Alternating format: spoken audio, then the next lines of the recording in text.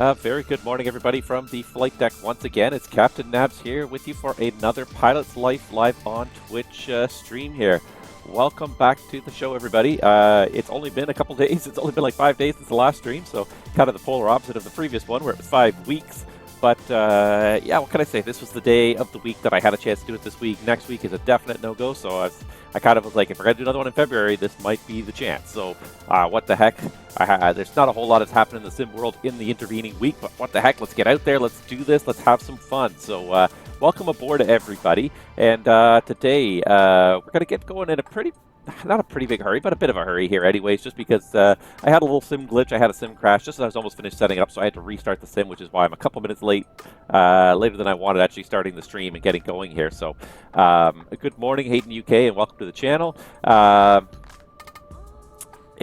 So I'm going to try and get this going a little quicker, and once we get en route today, we can do all the chatting we usually do. But yes, welcome to our JetBlue flight here. I don't know what this guy's getting paid to wander the ramp like this, but I'm sure he's being overpaid. I've been sitting here watching him for a couple minutes, and he just keeps kind of walking back from the wingtip to the tail, and that's it.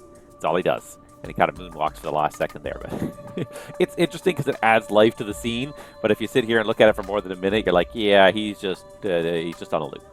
Anyways, as you can see, we're in the JetBlue A320 today, and I like this livery. I hadn't noticed this one before, but I believe this one is called Blue Manatee, and it's just it's really nice. I guess it's a word cloud of some of the more important words in the JetBlue family. I don't know. I don't work for JetBlue. I don't know anyone who does work for JetBlue. So, I'm sure there's people in there who'd say that, this is all just corporate fast speak and it's not actually, a reflection of the true corporate culture. But then again, there's probably some people who think it is. So, I don't want to criticize or anything. It's a really neat looking livery anyways. And it is some good words in there. I mean, I see safety on there, as well as inspiring humanity, caring, integrity, fun, passion. Those are the things you want to see in a job. Like, if you can get those things in your company culture, never let them go, because it can take forever to build that culture, and you can beat that culture out in a matter of hours, if not days, weeks, months. But it's very easy to kill a corporate culture. It's very hard to rebuild one once it's killed. So if that is truly the way JetBlue operates, good on you, and keep it up. So what are we doing today? I guess I'll put myself up here first of all. Hello there, I am, and I'm just going to do this way. There we go. Good morning, everybody. And what we're going to do today, and I've got the shiny forehead again over here on this side. There's a light right there, and it just shines right down on my forehead. And I literally fixed it like not even 3 minutes ago, and now here it is doing it again. So maybe I could turn this down. No, that just turns that back up. Maybe if I do that. And maybe if I even just try and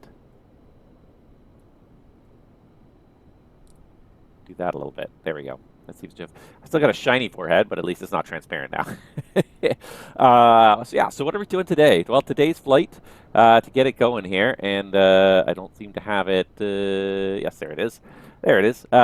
Today we are going from West Palm Beach in Florida all the way back up to New York's JFK airport. So it's probably not going to do this unless I turn off the auto follow, but there we go. That's what our flight is today. All the way back up the East Coast. This time we're going to JFK, not LaGuardia. So a little bit of a change up from last time, but we are flying kind of a similar route. But the weather does change from day to day. It's definitely not the same as it was before. So let me just check something here. Yes, it is. Okay, good. All right.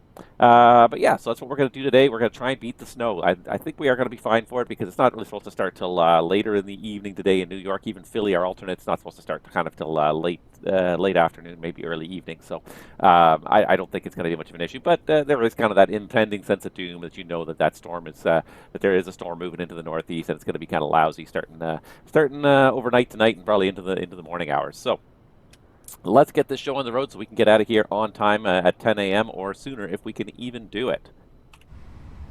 All right, so there we are in the flight deck of our A320 today. Just the normal A320, no sharklets, no winglets, no nothing. And I didn't set this up. No, I did. Why is it not? For some reason, it's not connected to the sim. That is weird. Now, I think I know the reason for this, and that is that the sim did crash, which is why I'm late. So give me 1 second here. I'm just going to try restarting track IR here. Yeah, that might be the easiest thing. because it probably connected to the sim before, and then the sim crashed after it connected, and I didn't restart track IR. So let's just do that.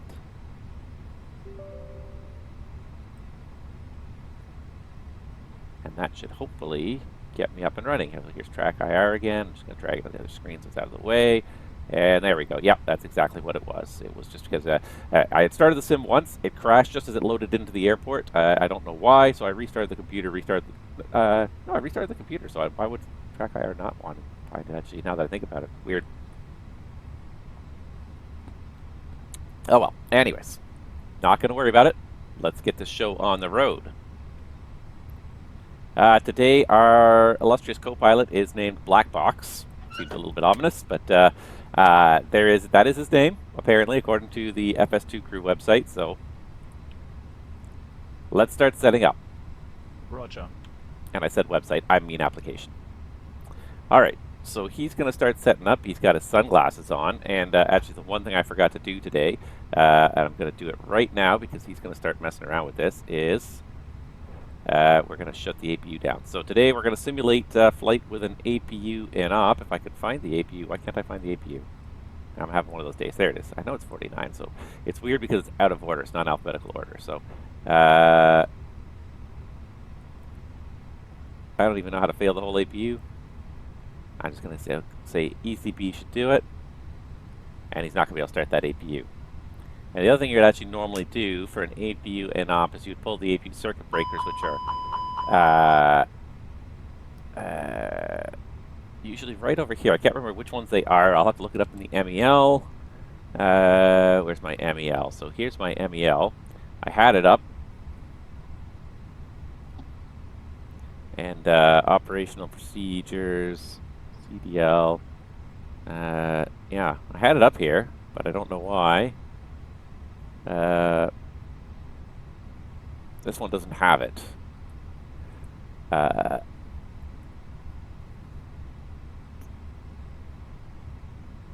trying to remember, and I cannot remember right now. I think it's these ones. Lima 41 and 42, APU control and ECB supply, I believe, are the two that need to be pulled. And they'd be pulled, they'd be collared, and we would not be able to start the APU at that point. So you can play with that switch till the cows come home. It ain't going to do anything. So we are going to have to do a engine start at the gate and a push and push back for a cross bleed start. So something we haven't had to do for a while. It's a good procedure to do. Just for practice sake, and yeah, it adds a little bit of interest. This is one of those ones where it's like you see this MEL and you lean back and you're like, really, like, because it's not a hard MEL per se. It just adds a whole bunch of steps to your day. You're like, it's going to be one of those kind of days. It makes everything just more awkward. You lack the ability to do your own climate control in the airplane.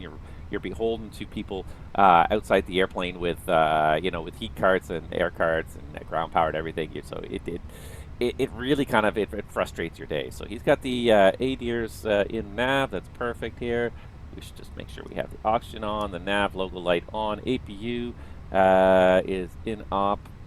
Parking brake is set, and we're going to check all the levels we need. Engine oil is good. We need 9.5 quarts plus a half quart for every flight hour. So say 3 hours, we'd only need about 11 quarts minimum for the departure. Hydraulic fluids are all good, and the oxygen level is good. It's in the green. 1800 psi is plenty of oxygen in this aircraft. All right, he's going to go out and do the walk around in a second, and I am going to get ready to initialize the IR. So let's do it the easy way. Let's just do it like for this. the walk around. Thank you. All right, sorry to hear you go already, Hayden, but hopefully we'll see you soon. If you get a chance, watch it on YouTube when it's all done. It'll be a couple days. It'll be out on YouTube for you to watch. So in the meantime, if I do this, does this make it any better? This turns on another different light. It just kind of, I just find like my face is dark, but like not. And anywho. Okay, so we've got, let's see what we had to do. We got FMGC. So we're just basically swapping the database at this point. We're not going to check anything yet, and we're going to go, what we're going to do is we're going to initialize our flight. So today we're JetBlue 154, JBU154, and we are going from KPBI to KJFK. Going to kill my frame rate going to New York again, as always. And IRS initialization's happening at yeah, no worries. Like if you, I appreciate you tuning in when you can, and hopefully you'll catch us some other time. Let's go here to my flight plan, And flight log, 2641.0 north, 2641.0 north, 8005.7 west. That is Palm Beach. All right, that is all confirmed, so we're going to align on that reference point, and the IRs are doing their thing. All right, while they're doing that, let's do the next thing, which is to call over here to GSX and say, hey, start loading my Fenix. All right, so we got that loading. So that's loading. And I literally thought about something else I wanted to check on, and I can't remember what it was. So it never fails. Okay. Anyways. Okay. So while we're waiting for that, we'll do things. And I remember what else I forgot to run. So I kind of got a little bit compressed after that. After the sim crashed on load in, I got a little bit compressed, and I was trying to get things done quickly, so I did forget a couple things. I forgot to rename the stream from last week, and the other thing I forgot to do, and I'm realizing it now, is I forgot to actually start my mini FCU data link. So give me a second, I'm going to fire that up as well. I feel bad, like amateur hour here. There we go. All right. So that one's working now. I don't feel bad. I just feel awkward and like I said, just amateur. I should be when I start the stream, everything should be ready to go. And today I just like I was feeling the time crunch. I do have somewhere I have to be this afternoon, so I have to get this flight completed by a certain point in time. So that's putting some undue time pressure on me here. I'm just going to do this over here for a second here because I need to DA this. There we go. And where we were, West Palm Beach, okay. PBI, there it is. All right. So I'm feeling the time pressure to get this flight out on time in 21 minutes at 10 o'clock local time. I think we should be able to do that. 120 at 14, 10 miles, scattered 220, 2200, scattered 6500, 24 degrees, 19 degrees, 3015 on the meter. So I'll go ahead and set that right now back there. And looking at it, it's 1021, so I'll set that on the standby as well. 1021, beautiful. All right, where was I here? There it is. All right, so RNAV runway 14 use landing and departing runway 14, repack all hold short instructions, notice to air emissions, runway 10 left, glide slope out of service, Palm Beach VOR out of service, Palm Beach TACAN out of service, runway 32 RILS out of service, runway 10 left, 10 right closed, taxiway hotel closed between 28 right and 32. 10 left and 10 right closed. Okay, I guess we do have to depart 14. I don't know how long 14 is, but I guess we're going to find out in a second. Taxiway Lima closed between Delta and 32. Romeo closed between Romeo 3 and 600 feet east of Romeo 4. Romeo 4 closed. So those are all as before. All right, use caution. I'm back. No issues on the walk around. See. Okay, so let's just open this up and see how long this runway is, because is this long enough? I know it's kind of a shorter runway, the crossing runway, but I can't remember in all honesty right now. So it's loading up here.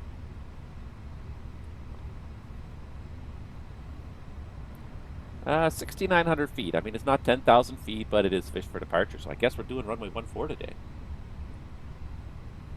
This might be a little bit tight, but that's okay. All right, so let's do that. Let's do a couple other things here. So what's the takeoff weight going to be then? Takeoff weight. Right. So we're estimating the takeoff weight at 70 tons. So let's do some preliminary takeoff numbers here. All right, so KPBI 14 looks like a dry runway out there. Optimal flap, not force toga, anti-ice off, PAX. See if we can do a PAX on. We might have to force a PAX off solution here. So I'm going to sync load sheet initially here, but then I'm going to up this by 500 kilos because it just makes things work a little nicer. And let's calculate that and see if we can come up with some numbers. Yeah, even looks like PAX on. We can come up with some numbers here. It's a flaps 3 departure though. Wow, I have not done a flaps 3 departure in a while. So we're going to do a push off the gate with the APU and a flaps 3 departure. It's challenging a little bit here. Good times. All right, but we do have numbers that seem to work for this. 33, 36, 40 at flaps 3. Wow, okay. All right, so looks like our IRSs have finished aligning, so we can go ahead and hop into the box here. I'm just going to go into number 2 box for the ATSU system for now. We'll initialize our flight now that everything's aligned. So it should be JetBlue 154 from KPBI to KJFK. Alternates Philly, 2 hours and 13 minutes en route is not bad. 250 is the gate-to-gate time, so I think we should be okay for that. UTC 1442. All right, that's good. And then the other thing is we'll go back over here to number 1, nav accuracy upgrade. I copied that, GPS primary. So let's go to secondary and request our secondary flight plan. Out of the box, out of the ACARS ether. And we'll be ready to start our flow here shortly. All right, so PBI JFK Philly, that all looks good. Let's go ahead and go secondary flight plan. I'm going to clear the AOC secondary flight plan message. PBI JFK, 830 miles. And just looking at the flight plan here, summary, 800 and, let's see here, 943 miles. So 830 with a couple of departures and arrivals in there kind of makes sense. So we will go ahead and activate that secondary flight plan, and we'll recheck the distance more carefully once the programming is complete. Check takeoff data. We will before we get going. But that's it for now. Are we boarding yet? I don't think we're boarding yet. The security and safety check are all done. Are we good to start boarding? Go for it. Okay. You have a strong German accent from our cabin crew today. I like it though. It's good. It's good. Okay, so let's do this. Let's start the overhead flow here. Just get through everything. Navs are all aligned. Our IRs are all aligned with nav.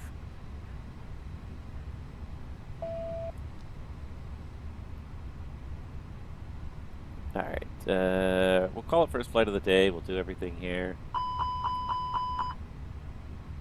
I only did half a test there.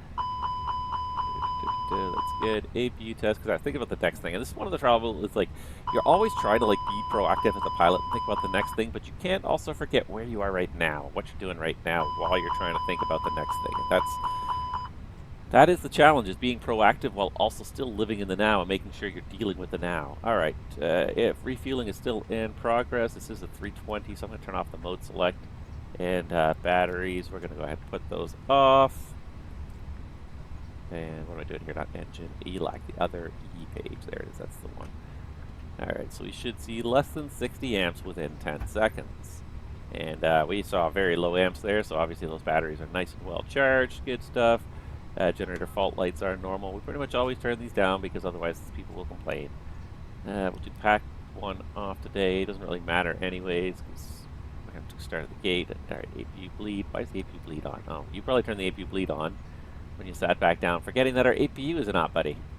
All right, strobes auto. All the rest of the lights are off. So nav lights are on. The APU staying off. We're still refueling, so seatbelts stay off. We'll put on the no smoking, the emergency exit lights. First flight of the day, we'll have to do a compass check. And let's see here. Constraints.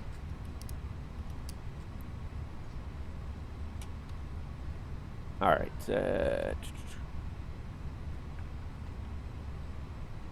Refueling, no smoking, parking brake, TCAS standby, and compass message. Company message. 211, 1446. And let's say 1446 down there. The accumulator's good. Ooh, that reminds me. CTAF, that's the other thing I was thinking about. I'm trying to think of like always 3 things at once. Alright, so quick look at the CTAF command here. CTAF frequency for West Palm Beach 19.1. So we might as well get that up. So we'll put 19.1 up. Oh my god, sometimes the 733 kilohertz spacing is just painful. I'm going to turn that off though now. I'm going to listen on number 2, and in order for that to work, I've got to basically deactivate all the first officer stuff there. Alright, so we got 19.1 is ready to go. Unicom's in the backup. Cal, that's off, that's off. Weather and terrain is, weather and turbulence is fine, and yeah, 4 degrees, nose up, that's good. Speed brakes are stowed. Alright, so pressure, we've got the landing elevation is auto, status is normal. For some reason it hasn't registered the APU is an op, but we know the APU is an op. Alright, thrust levers are at the idle detent, parking brakes on, alternate gear is stowed. You have the company station up on number 2. I don't have a frequency for that, so we're just going to leave that as it is for now. And while I'm staring down at the transponder here, again, pull over my vPilot, have a quick look.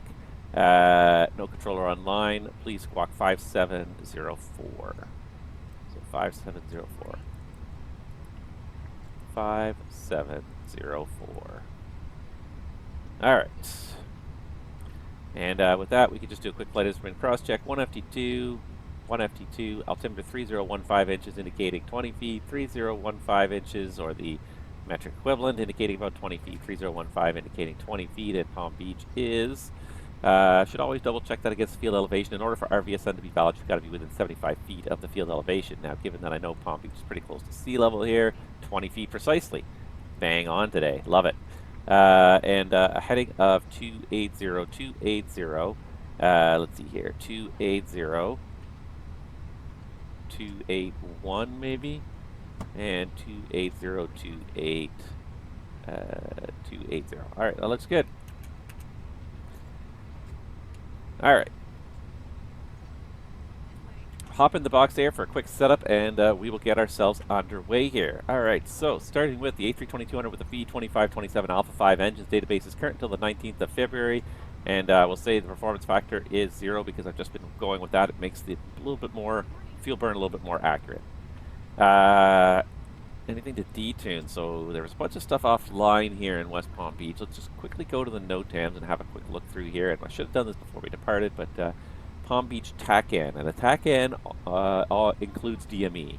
So when you deselect stuff, you're only supposed to select any DMEs that could affect your route, and especially DMEs near your departure and arrival airfields where you're probably going to want the higher level of precision. You're not going to want the FMGS trying to find a DME that doesn't exist and trying to tune in and get readings from a DME that's offline. So usually departure and arrival points are especially important to focus on missing DMEs. Otherwise, someone showed me this trick. Just search for the word DME, and that also helps make it much faster to find what you're looking for. The only trouble is that sometimes you see like ILS DMEs that are unusable. You've got to be very careful with those ones, because if you deselect the ILS DME, if you deselect the identifier, you just deselect the whole thing, so you might even end up deselecting a DME that you want to use. There's a lot of DMEs in here, but there's nothing like, it's mostly changed MEAs and MSAs. It's not a lot of offline stuff.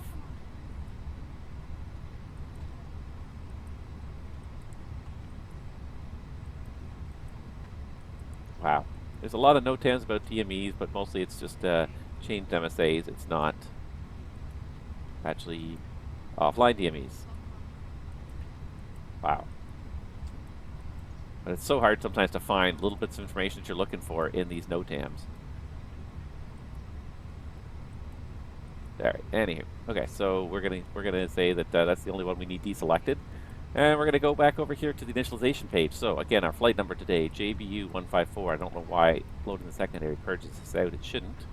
JBU-154, Palm Beach, JFK, Philadelphia. IRS initialization was checked. And let's see here, the cost index today. To see here, today we got a cost index of 5 and a flight level of 350. So 5, 350. And deviation there, temperature deviation of +5, so /-44. All right, flight plan, departing Palm Beach. So it looks like we're departing on runway 14. And let's see here, the routing today is the slides 2 to lens, and then the arrival we're estimating 22 left, Cameron 4. So slides 2. As far as lens, so depart 14, slides 2 lens, insert that, and then arriving in JFK. So right now it's the flight plan suggests 22 left, so I'm going to put the ILS 22 left, and I think it was the Cameron 4, right? Is it Cameron 4? Yes, Cameron 4 via SIE, which I believe is Sea Isle. It looks like that's the only one because no transitions listed. So we got Cameron 4, and if it's not listing in transitions, it's because there's only one possible transition. So we'll insert that. All right, next we need to look for steps, user-defined waypoints. Fixed Mach numbers, we have none of those, so a total distance of 943. 943, boom, love it.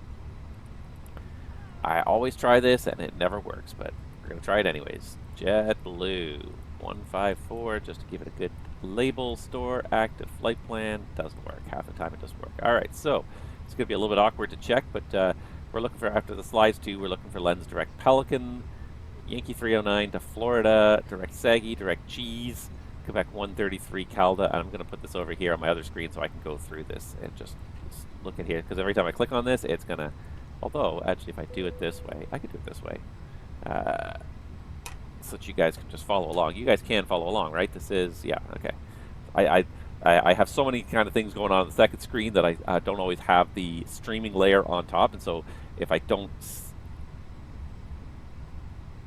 see it, then it can be very awkward. So, all right, I may not even realize that you can't see the windows that I'm trying to drag on top of the sim. So, all right. After slides 2, I've got lens. So slides 2 all the way to lens, then direct Pelican, where we do Yankee 309 to Florida. So Yankee 309 to Florida, then direct Saggy, direct Cheese, where we intercept Quebec 133 to Calda. Quebec 133 as far as Calda, then Quebec 108 to Sea Isle. Quebec 108 to Sea Isle, that's where the Cameron 4 starts there, ending in the ILS 22 left at JFK. Perfect. All right, just use my tablet sometimes to scroll through it a little easier. All right, RadNav, auto-tune is good for our departure today. Here is the load sheet for you. Thank you. No problem. Have a safe flight. All right. Sounds very weird. Secondary. So what we're going to do is, I don't like trying to land on 1-4. It's a bit of a short runway. So secondary, first of all, we're going to copy the active. And all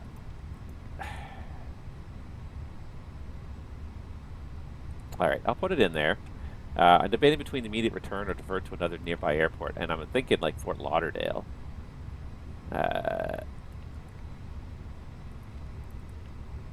Yeah, let's do that. So if we have some kind of a failure after departure, I'm going to put the ILS 10 left in Fort Lauderdale in there. It's pretty close. And that at least gives us something to look at, because Fort Lauderdale is not far from West Palm Beach. How far is it? 37 miles. It would be the same. It would be the same time and distance to turn around and land back here again. So I think that's probably the best option, given 14's a bit of a shorter runway here. All right, so that secondary is got something useful in it now. Initialization Bravo page.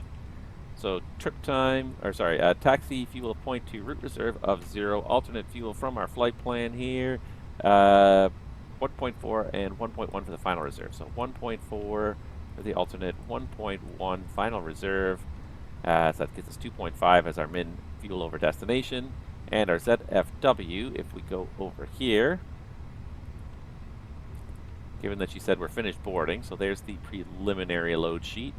And here, that should be the final load sheet. Yes, compliance edition number 1, JetBlue 154 on the 11th of February. KPBI-KJFK, ZFW 60.9.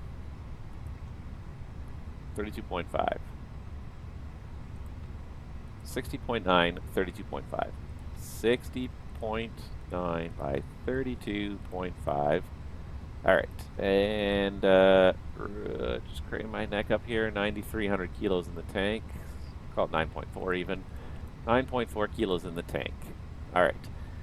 Gives us takeoff weight of 70.1. We did 70.5, so that works. We'll get a wind component off our flight plan here. Page 1. Wind component of plus 28, and let's see how the calculation looks. Make sure it all kind of jives here. So what we're looking for is 5.5 for 213. I got 5.2 for 211. That's very reasonable. And then so an extra of 0.4, 0.8, 1.3. That's 1.1.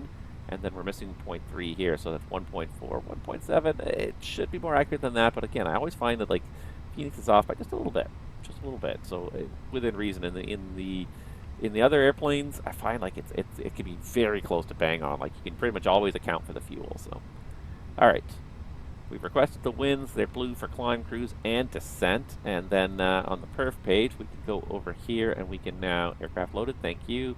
We can send this data to the MCDU. So runway 14 should be flaps 3, 55 degree flex, 33, 36, 40, and 15, 20, 10, 20. So flaps 3 with a down point 3, 55 flex, 133, 136, 140, 15, 20, 10, 20 across the bottom. Actually, we'll just do the 10, 20 across the bottom for the noise to departure. Get accelerating nice and quickly here.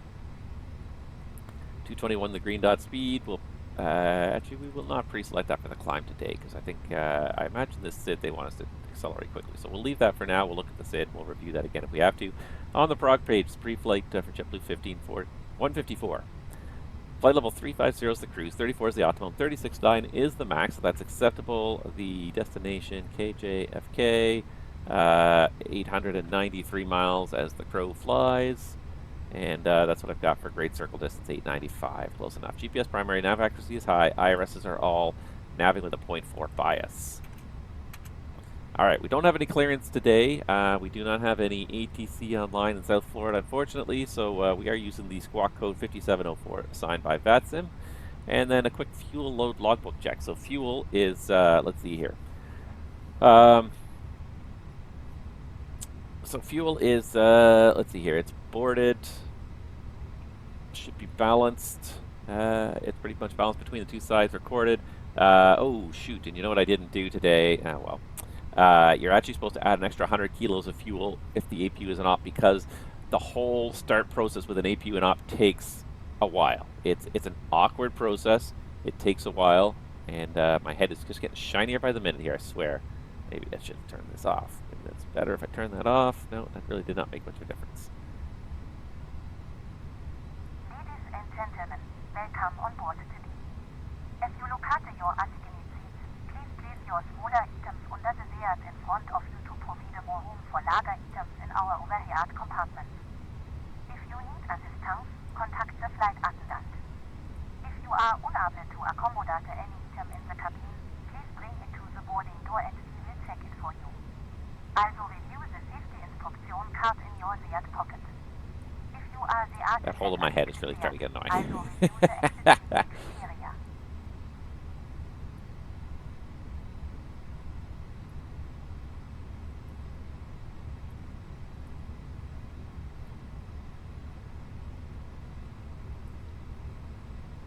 Well, I'm just going to ignore it for now. I'll see if I can fix it later.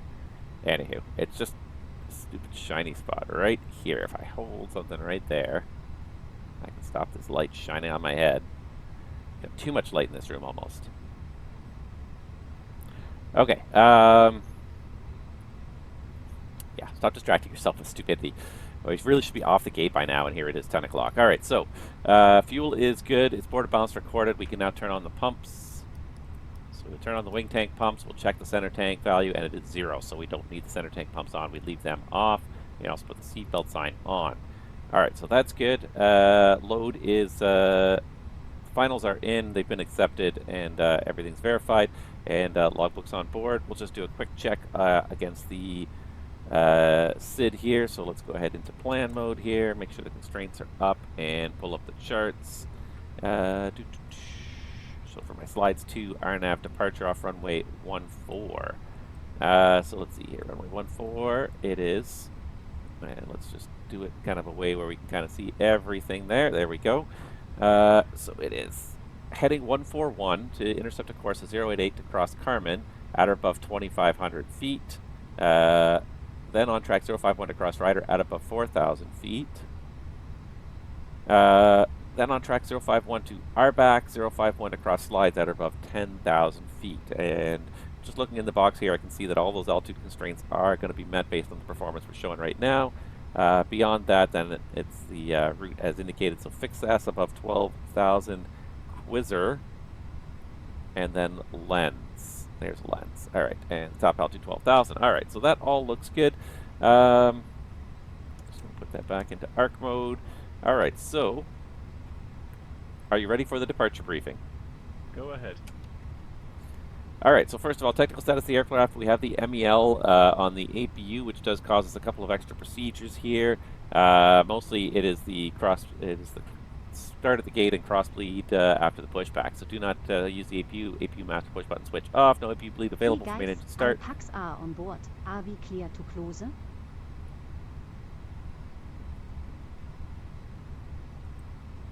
Go for it. Yes. Yes.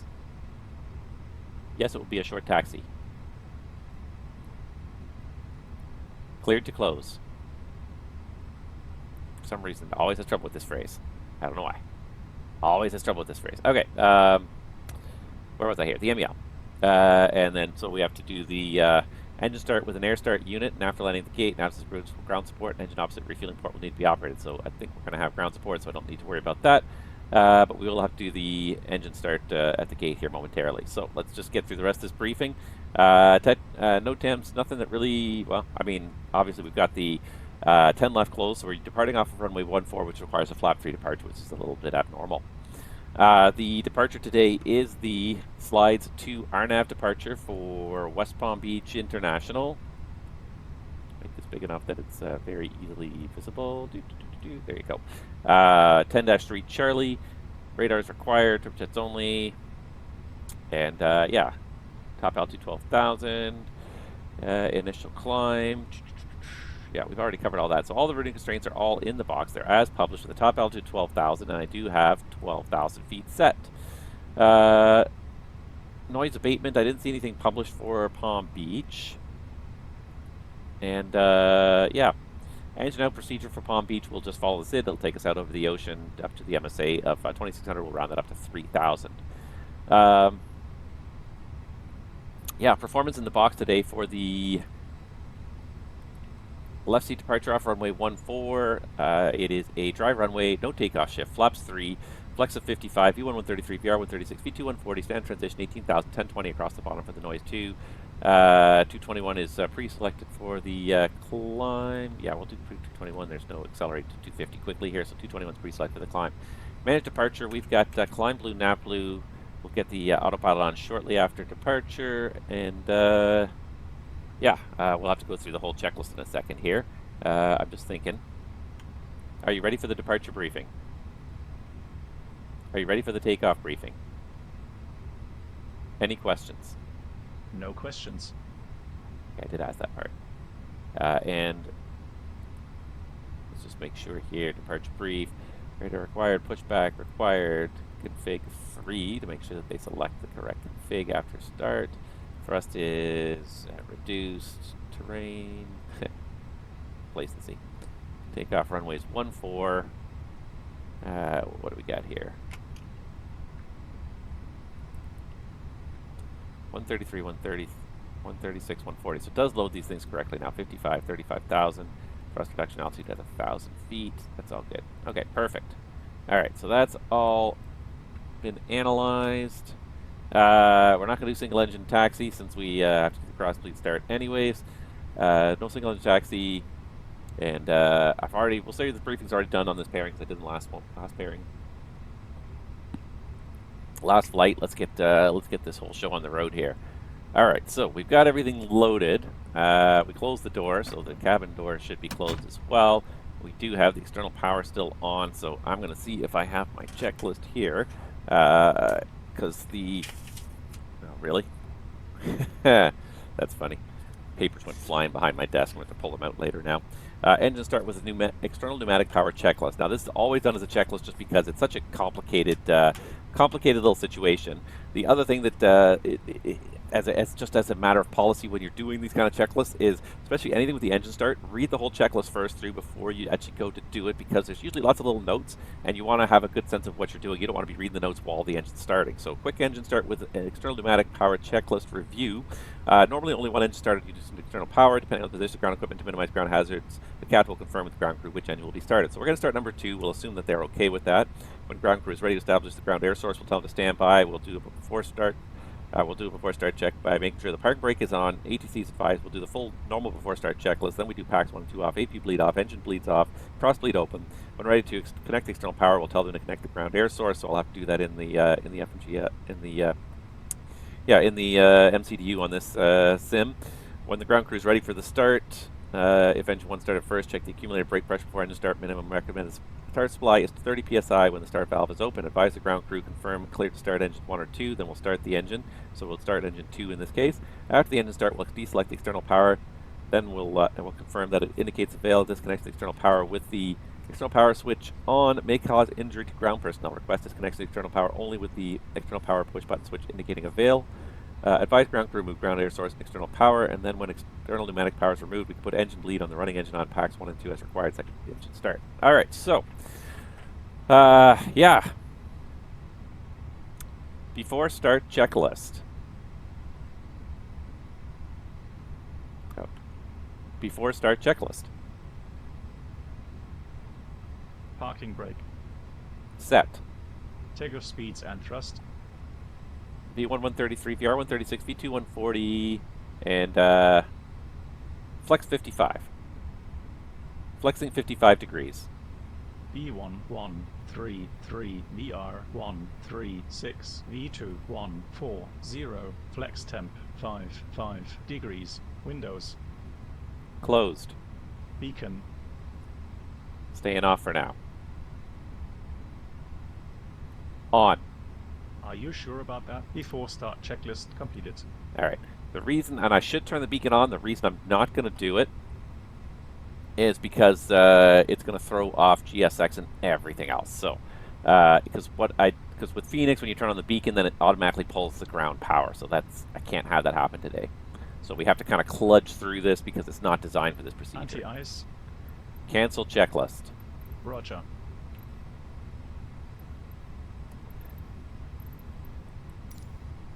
Alright, so the jet bridge is already away. We're going to request pushback and departure.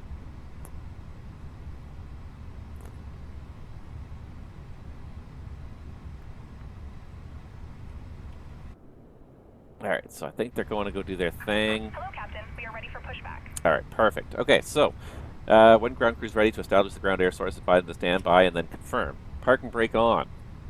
It's on.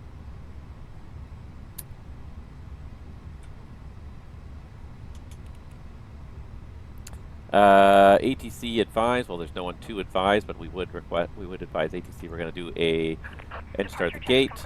Before start checklist is accomplished. Packs 1 and 2 off. So packs 1 and 2 are off. APU bleed is off, and engine bleeds 1 and 2 are off. APU bleeds off. Engine bleeds 1 and 2 are off. Cross bleed open. When ready to connect external pneumatic power, advise ground crew connect ground air source. Alright, so let's see if I can remember how to do this here. I'm just going to pop in here. So you can go ahead and connect the ground air. And let's see here. It is under config. Or is it under maintenance? Ground service. Ground air on. Alright, so let's remove that status message. I'm not sure why that's there. And if we put the engine ignition switch to start, then we'll get up the engine page, and the key thing here is at the bottom of the engine page. So this ground air is putting 48 psi. That's well above the minimum 30 psi. When ground crew is ready for start, confirm and clear on start engine 2. Clear on 2. Alright, we're going to just start engine 2. Alright, so there's the bleeds in line. It's definitely decreasing the pressure because it's actually allowing the air to move through the system, so the pressure's not building up. The trouble with the external pneumatic power starts too is that you find very often that you're prone to hot starts on these, just because usually the amount of air pressure being pushed out of the ground air cart is usually less than you would get from the APU directly.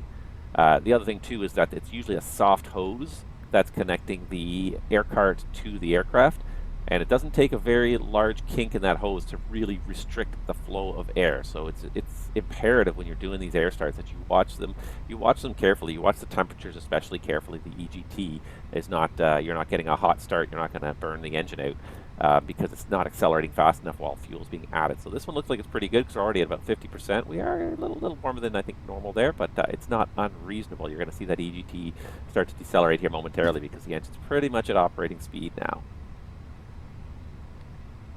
But you can see that it definitely runs hotter than a normal start. Usually is the case. Alright, so it looks like we've got a normal start, in which case we can go ahead and put the start switch back to normal. Alright, after engine start, external power deselect. External power deselect. Make sure that the avail light is on. Then we can indicate to the ground crew that they are free to remove the ground air and remove ground air source and external power. So they can remove the ground air source, they can remove the external power. Now you see the, again, the pressure in the bleed ducts falls to 0. And then the next step is to make sure, so I'm going to get the beacon on now because now it's not going to matter to Phoenix what we're doing. Should have had it on for the whole start, but it's just because of the way this start sequence happens. Engine bleed 2 off, so that's selected because of the start. Once the hoses are removed and there's no, that panel is closed, that valve is closed, then we can put engine bleed running engine on. So engine bleed on number 2 engine on. Packs 1 and 2 as required, so while we're doing the pushback we could have packs on, so we'll put pack 2 on for this now. And then second engine start, cross bleed apply. So there we go. We are now ready. And I'm not sure why GSX is honestly not yelling at me. Pretty sure I selected nose to the right. So I'm just going to try this here. Alright, so confirm you're okay for brake release. Alright, brakes are off. And see, this is the thing. It's kind of a kludge with GSX. GSX does not really understand, like, engine starts at the gate. And I feel like it may not do anything here, so.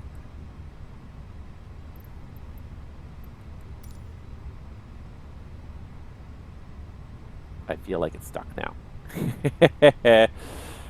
GSX, are you stuck?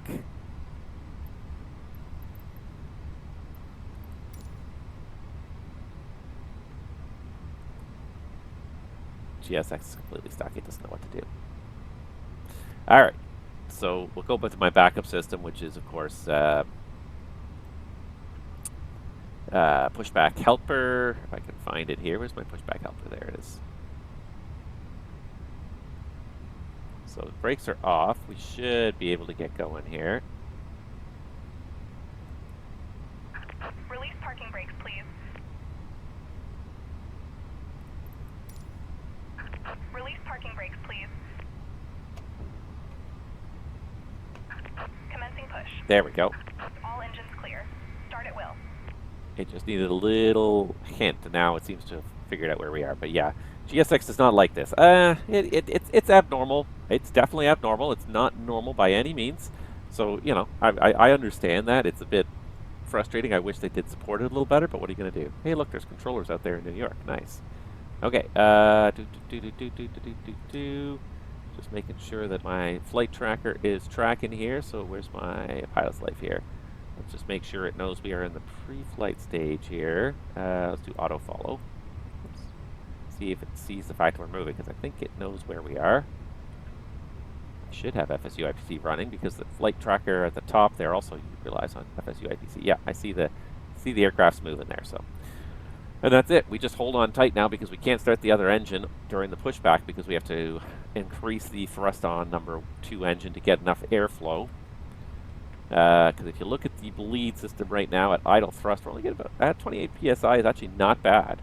That might actually almost be enough for an engine start, but normally, like at idle, you'd be close to the 20 psi side of things. So you don't want to be pushing the engine up while the tug's pushing you backwards and opposing the tug, and potentially, you know, especially if you're coming around the corner where there's an angle between the tow bar and the airplane, suddenly snap or jackknife the tug and the tow bar. So we got to wait until we come to a full stop here at the end of the pushback. Please set parking brakes.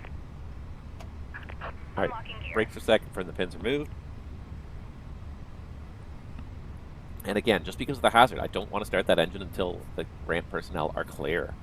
It's you've just got to think about what are the potential hazards, what are the risks. So the APU and op itself is not a terrible procedure, but it's the case that it's a lot of added workload. There's 2 additional checklists you've got to run. You've got to be paranoid about safety of the people working around the aircraft in this situation. So it's I just want to see if they are disconnecting.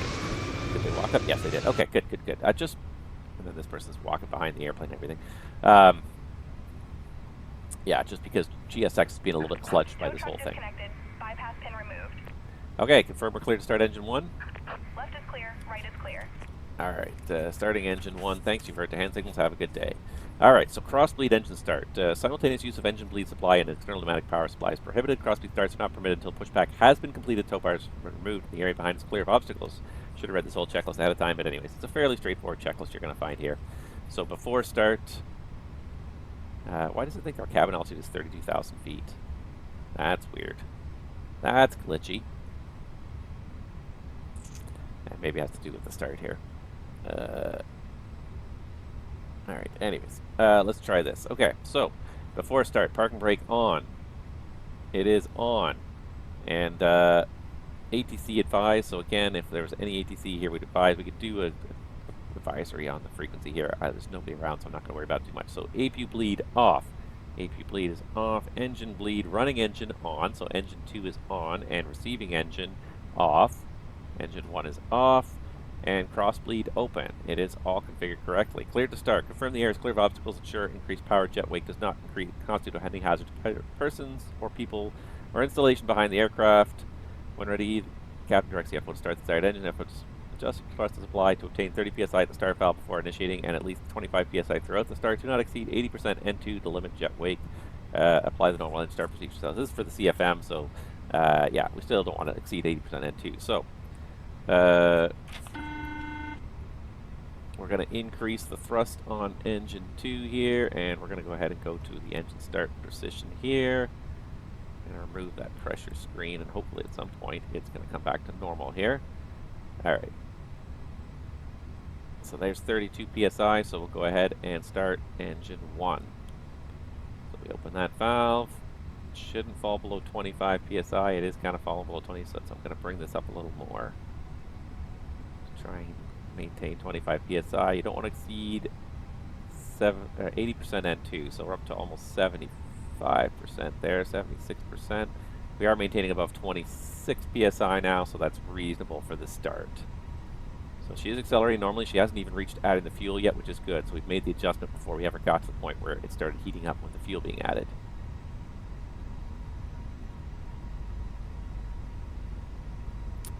I forget what N2 it needs to reach. 25% N2 to add the fuel. There it comes. Here comes the fuel. This is probably going to be a hot start as well because the pressure's, it's there. It's at the minimum, 26 psi, but it's not much above the minimum. So we've got to watch the acceleration carefully here. Watch the temperatures. Make sure the temperatures do not spike.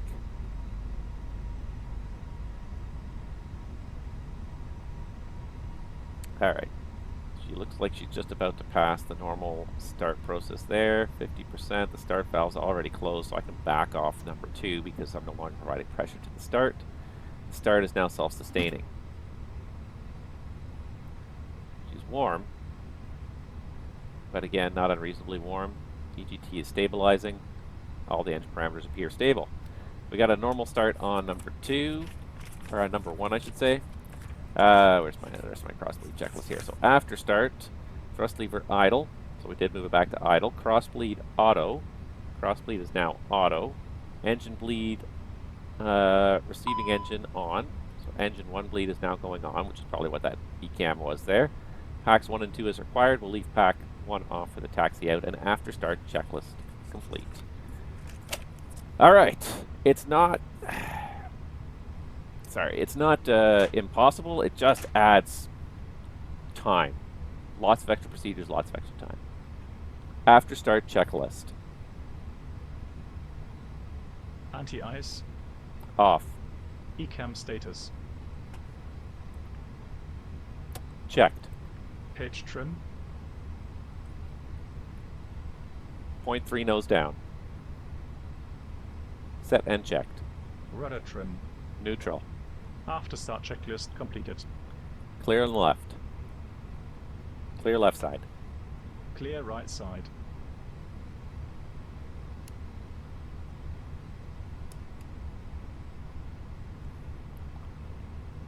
Palm Beach traffic. It's JetBlue 154. We're at the terminal. We'll be taxiing for departure runway 14, Palm Beach. I know how to get there. I don't know the exact taxiway routing here, but I know it's the right turn around the terminal here. Actually, probably what we do better to do. Yeah, we'll just go this way. So we'll go around the terminal. We'll go out Charlie 7. Charlie Bravo. Nope, Charlie 7, Charlie Bravo to get to 1-4. Boy, there's a lot of trees in the middle of this airport. Why we don't like trees in airports? Because we don't like planes to hit trees.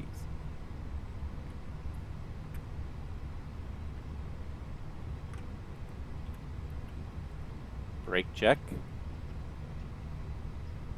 Pressure 0. Alright, so let's go out here. We'll go out this next one here. And then Charlie Bravo. Parking brake. Cancel checklist. Roger. Once we make the turn onto Bravo, we'll do the flight control check. Oops, didn't mean to do that. I forget that there's that hot button on my on my TCA, but we're underway. About 15 minutes later than we probably should have been, but so be it. Did not help that the sim did not cooperate with me this morning, but it seems to be working okay now. And now I've just jinxed it.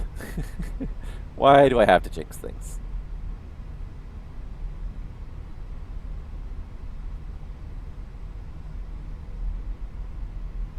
Alright. Going out here on Charlie 7, right turn Charlie, right turn Bravo.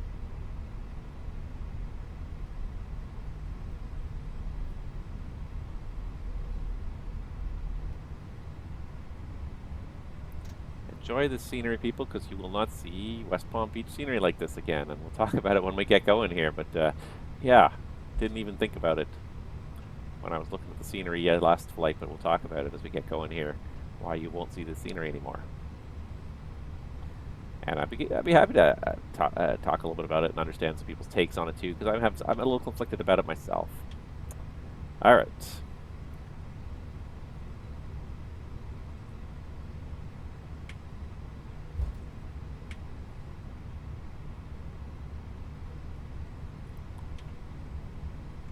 Flaps 3.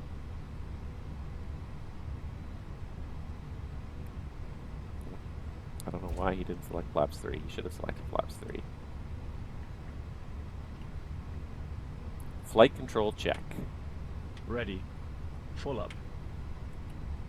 Full down. Neutral. Full left. Full right. Neutral. Full left. Full right. Neutral.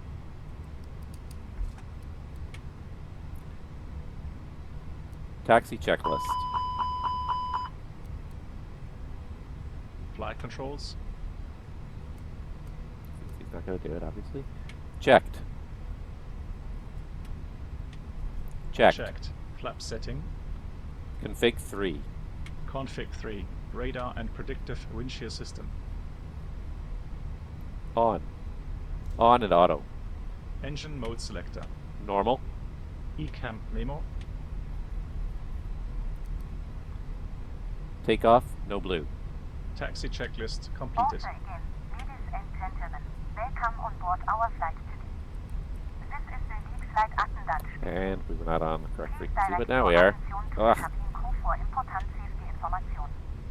Here is an instruction card in your Seat pocket that illustrates the safety equipment on this aircraft. Regulations require Palm Beach compliance traffic. with this JetBlue information 154 is taxiing for departure, runway 014 Palm Beach.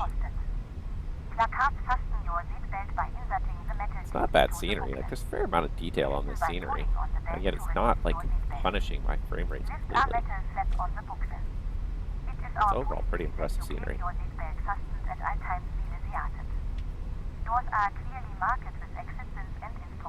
It's a little bit disappointing because there is really no other good Palm Beach scenery beyond this. You cannot get this anymore, but there's no other good Palm Beach scenery out there. I looked quite a long time now yesterday. Just trying to remember why and where and how.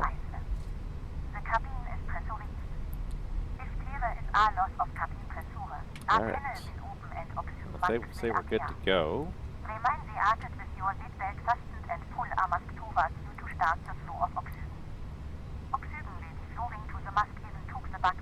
Runway entry procedure.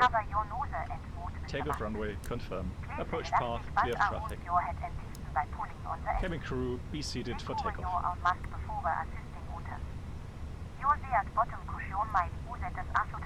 Palm Beach traffic, JetBlue 154 is taking position, runway 14 for departure. the aircraft. Lineup checklist. Place your arms around the cushion and hold onto the straps to Takeoff fasten on the runway. back. This is a non-smoking flight. 14 confirmed. Smoking is not permitted Runway in the cabin or 14 laboratory. confirmed. TCAS, Cabin lights will now be TARA. turned off. PAX 1 and 2. Light buttons are located On. up over your rear. Lineup checklist Thank completed. you for your attention.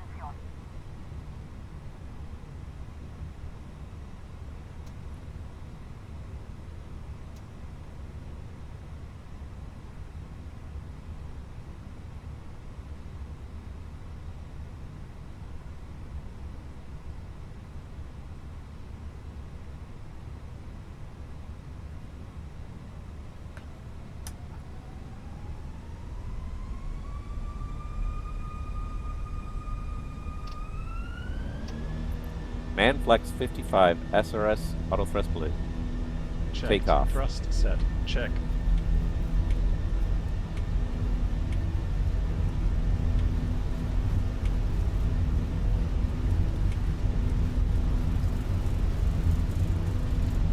Knots. Check.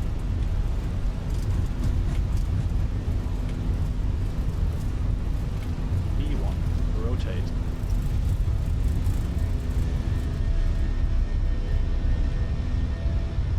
Positive climb. Gear up. Gear up. Nav.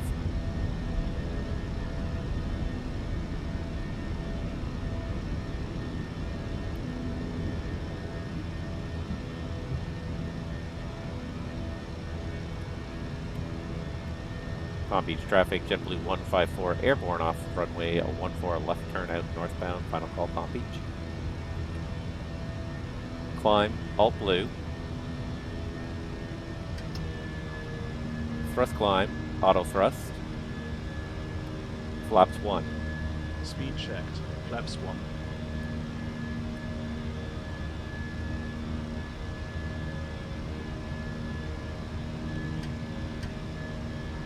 Autopilot 1.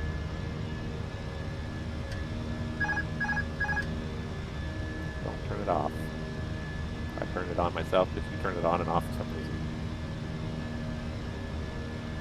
Alright, temperature's good for the anti-ice.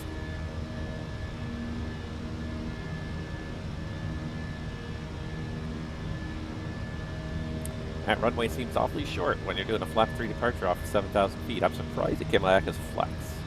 I'm kind of surprised at that. I thought we were going to be a toga for sure. Kind of wish it was toga. I should have known. I was contemplating bumping it up to toga. Flap 0. Speed checked. Flaps 0.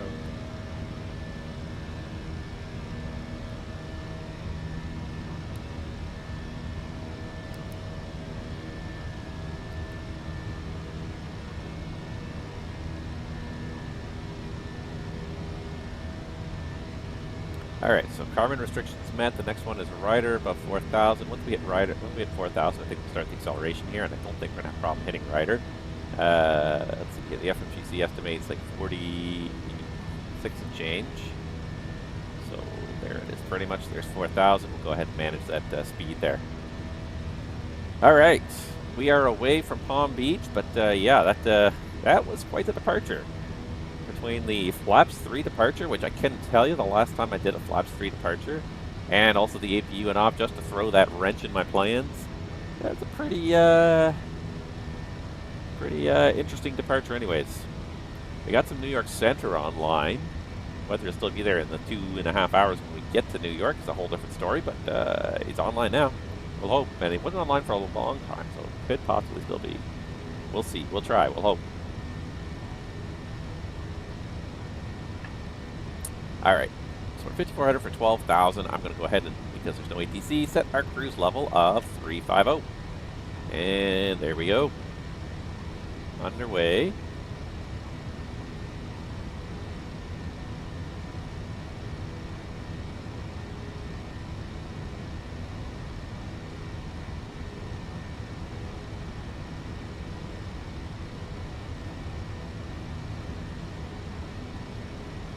Alright.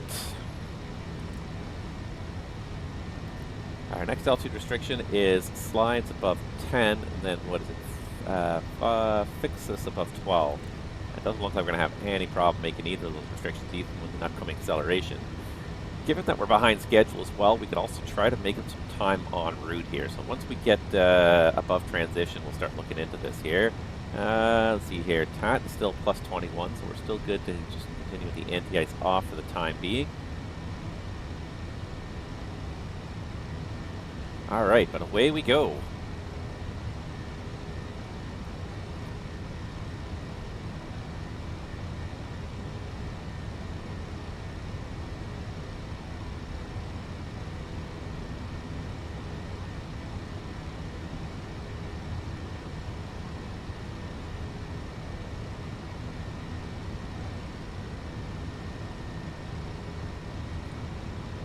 $10,000, climbing flight level 350. Seatbelts off.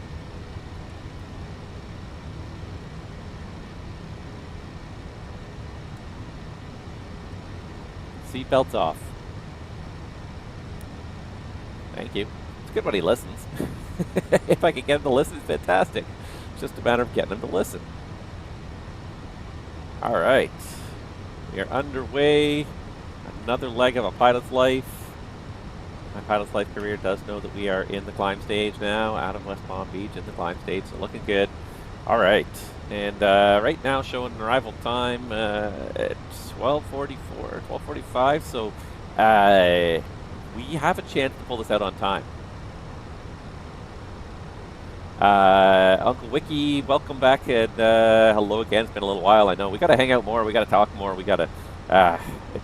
life got busy in January, February, like unbelievably crazy. So, and we'll have to go and chat at some point. But yes, you know, the second video in my A320 series is kind of approaching the end. I'm about have about 5 minutes of production left on it, which generally is probably about an hour or so of work, maybe 2 hours worth of work, and then there's the recheck. So.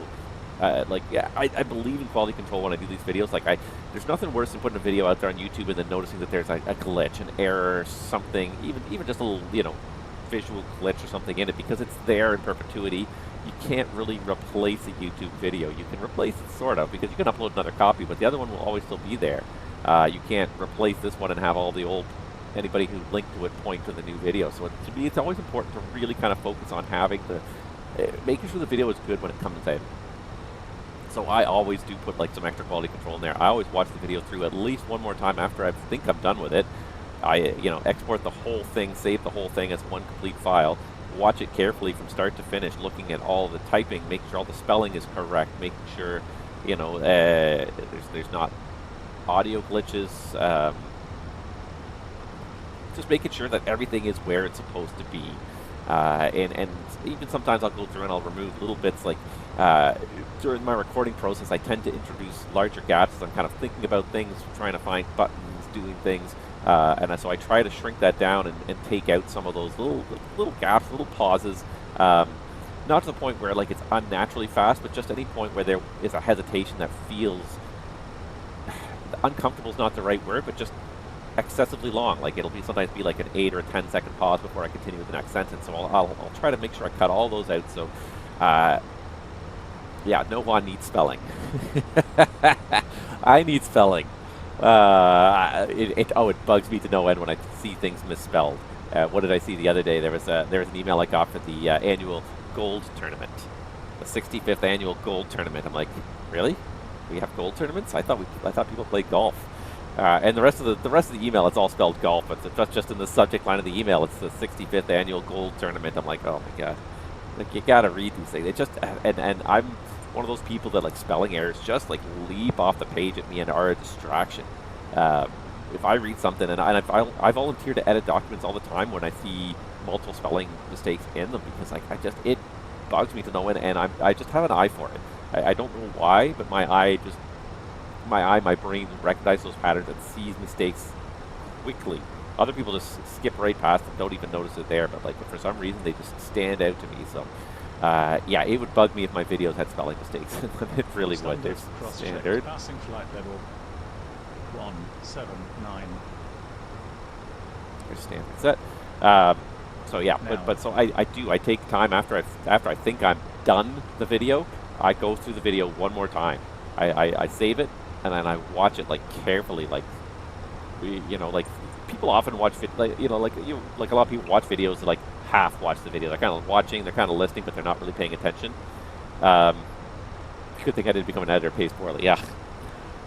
I know a thing or two about the poor pay sometimes, but yeah. So I definitely like, you know, when I think I'm done, and like, so I think there's about an hour, maybe an hour and a half more work left in the video, but that doesn't include then the quality control aspect of it, which will probably be another 30 to 45 minutes, because I'll probably go through it. I'll go through the video again carefully. I'll make the notes, and I'll probably have to go in, and I always find something. I always find a couple of mistakes, things here and there. When you're editing the video, when I'm editing videos, I'm so close and into it that I often lose the overall. So like, I'm trying to make sure that all the text pops up at the right points, and all the little highlights and everything appear at the right points. The cuts are all clean and smooth. So like, I tend to be very focused in, but then like you kind of zoom back and sit back and just watch the video as a whole, and you notice things that you don't notice when you're up there close to it editing it. So I always find at least 3 or 4 or 5 things to fix on the first pass through. And then I even will usually go through with the second pass, just to make sure that I'm happy that I've fixed all the mistakes, all the errors, all the glitches that I found. So that being said, I would expect hopefully this weekend tutorial video number 2 will come out. That's kind of my hope, my goal. You know, whether it's going to happen or not, I don't know. I don't want to promise anything, but it is. I have done a lot of productive work on it, so it is approaching kind of the end game. So I'm hoping it's going to come out this week. The third and fourth video really have not even gone into the early production stage. I haven't even done the recording phase yet for the other video. So I'll probably this week I'll try to get around to the recording phase for the third, maybe the fourth video. Because the second video is just simply the flight deck flow. All that stuff you just saw me do, basically from initializing the ACARs all the way through to before we set up the FMGS. Just all the stuff through the overhead panels, through the glare shield, down the pedestal, all that stuff. And the video is clocking in right now, and it's not totally finished, but it's clocking in at around 22 minutes for this. And it's actually not a unreasonable amount of time. It should probably take you about 10 minutes to do the flow, all else being equal. As always, I'm about double the time, because I'm trying to explain things somewhat slowly, somewhat methodically, and include details of like why you're checking things, what you're looking for, things like that. So the video is at least double the length of time it should actually take you to do this. But you know,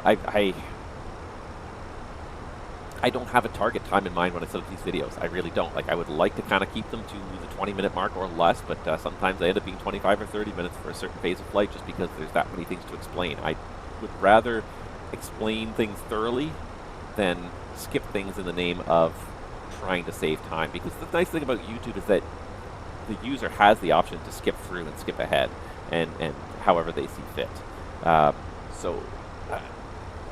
I would rather provide the detail and give the user the option to skip through the parts that are not relevant to them than just not provide the detail at all and nobody has a chance to see it. That's generally my philosophy towards it, is that I'd rather provide the extra detail. And because I find like this, in this click-driven, attention-seeking world that we're in, and yes, I know I'm on Twitch, but like, I'm obviously not going after the clickbait eyeballs when I'm doing 3-hour videos. Yeah, I really kind of, I've resented the clickbait for a long time, long since before I think clickbait was even a term. And yeah, that's the other nice thing you can do with YouTube.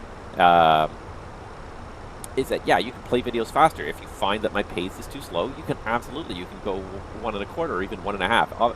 And I'll be honest, oftentimes when I'm reviewing the videos, that's what I kind of do, just to make the process a little faster, is I'll bump up the time a little bit just to make sure, just to get through it a little faster. But yeah, that's the other nice thing. And if English is not your first language, and maybe I go too fast, because I've had people complain both things. Some people say you go too slow in your video, some people say you go too fast in your video. So because I kind of get both sides, I think I'm probably doing a very good job of keeping right up the middle. The people who think I go too fast, pop it down to 0.75 times speed. And you know, if English is not your first language, just slow it down a little bit. It doesn't change the tone of the video. It just simply reduces the speed of the words I'm speaking. I love that feature of YouTube, that ability to scrub the different times very easily. And I've noticed that recently in the YouTube app they've changed it. It used to be like very specific intervals. It was like quarter, half, 3/4, one time, and then quarter, 1.5, 1 3/4, 2 times, and it was only like those intervals. Now they've done it so that you can actually select like down to like the decimal. Instead of being individual buttons, it's now a slider, so you can select different intervals. I think that's, again, that's a good innovation. That's a good use of technology to make it beneficial. But yeah, I've presented the whole idea of the whole clickbait short form videos for a long time before, like TikTok ever came about. People were just trying to make a simple 60-second video to try and get as many people to watch their ads as possible. And yeah, right from when Twitter first came out, I really was not a big. I've never been a big fan of Twitter, mostly because of like the character limit on the original messages, and I kind of get where they were coming from, but the whole idea that people are communicating in 156 characters or less, I think was the original limit, was 156 or something like that. Most people don't have useful things to say in 156 characters. You're really just going for sensationalistic messaging at that point. So I back then I used to have a blog that there was a group of friends that we had in our 20s, and we all had like different blogs, and we shared them with each other. We'd read them. They were semi-private, but it was a bit journalistic, but it was usually much more than just like 10 or 20 or 30 words. It had to be a whole thought out paragraph or a couple of paragraphs, an idea, and I had a few that were very specific, that I could remember very specifically, that they were discussions I wanted to have with people and arguments I wanted to make, and I feel like the Twitterization of discourse in North American society has just been hugely detrimental to society, because people now resort to yelling and short little sound bites to try and get their point across instead of making cohesive, reasoned arguments. The auto-captioning is great too. The auto-captioning is great when it works. The trouble with aviation is auto-captioning does not work well in aviation because there's all sorts of weird acronyms and slang, jargon, industry jargon that the voice detection systems do not recognize at all. So I find that can be, it is useful to a point, but it can be very problematic as well. But I tend to think that like this whole social media, everything's got to fit into like a 5-second soundbite, if even that, mentality we have towards attention spans nowadays is part of the problem. Nobody can, everything has to be simplified and dumbed down to the point where you can't have reasonable arguments. It's just got to be yes, no, yes, no, yelling at people louder to just make your point across instead of actually trying to make a reasoned argument. So like I've kind of resented Twitter right from the beginning for that. Resent's not the right word, but I thought it was, this is not a good direction society should be moving in. And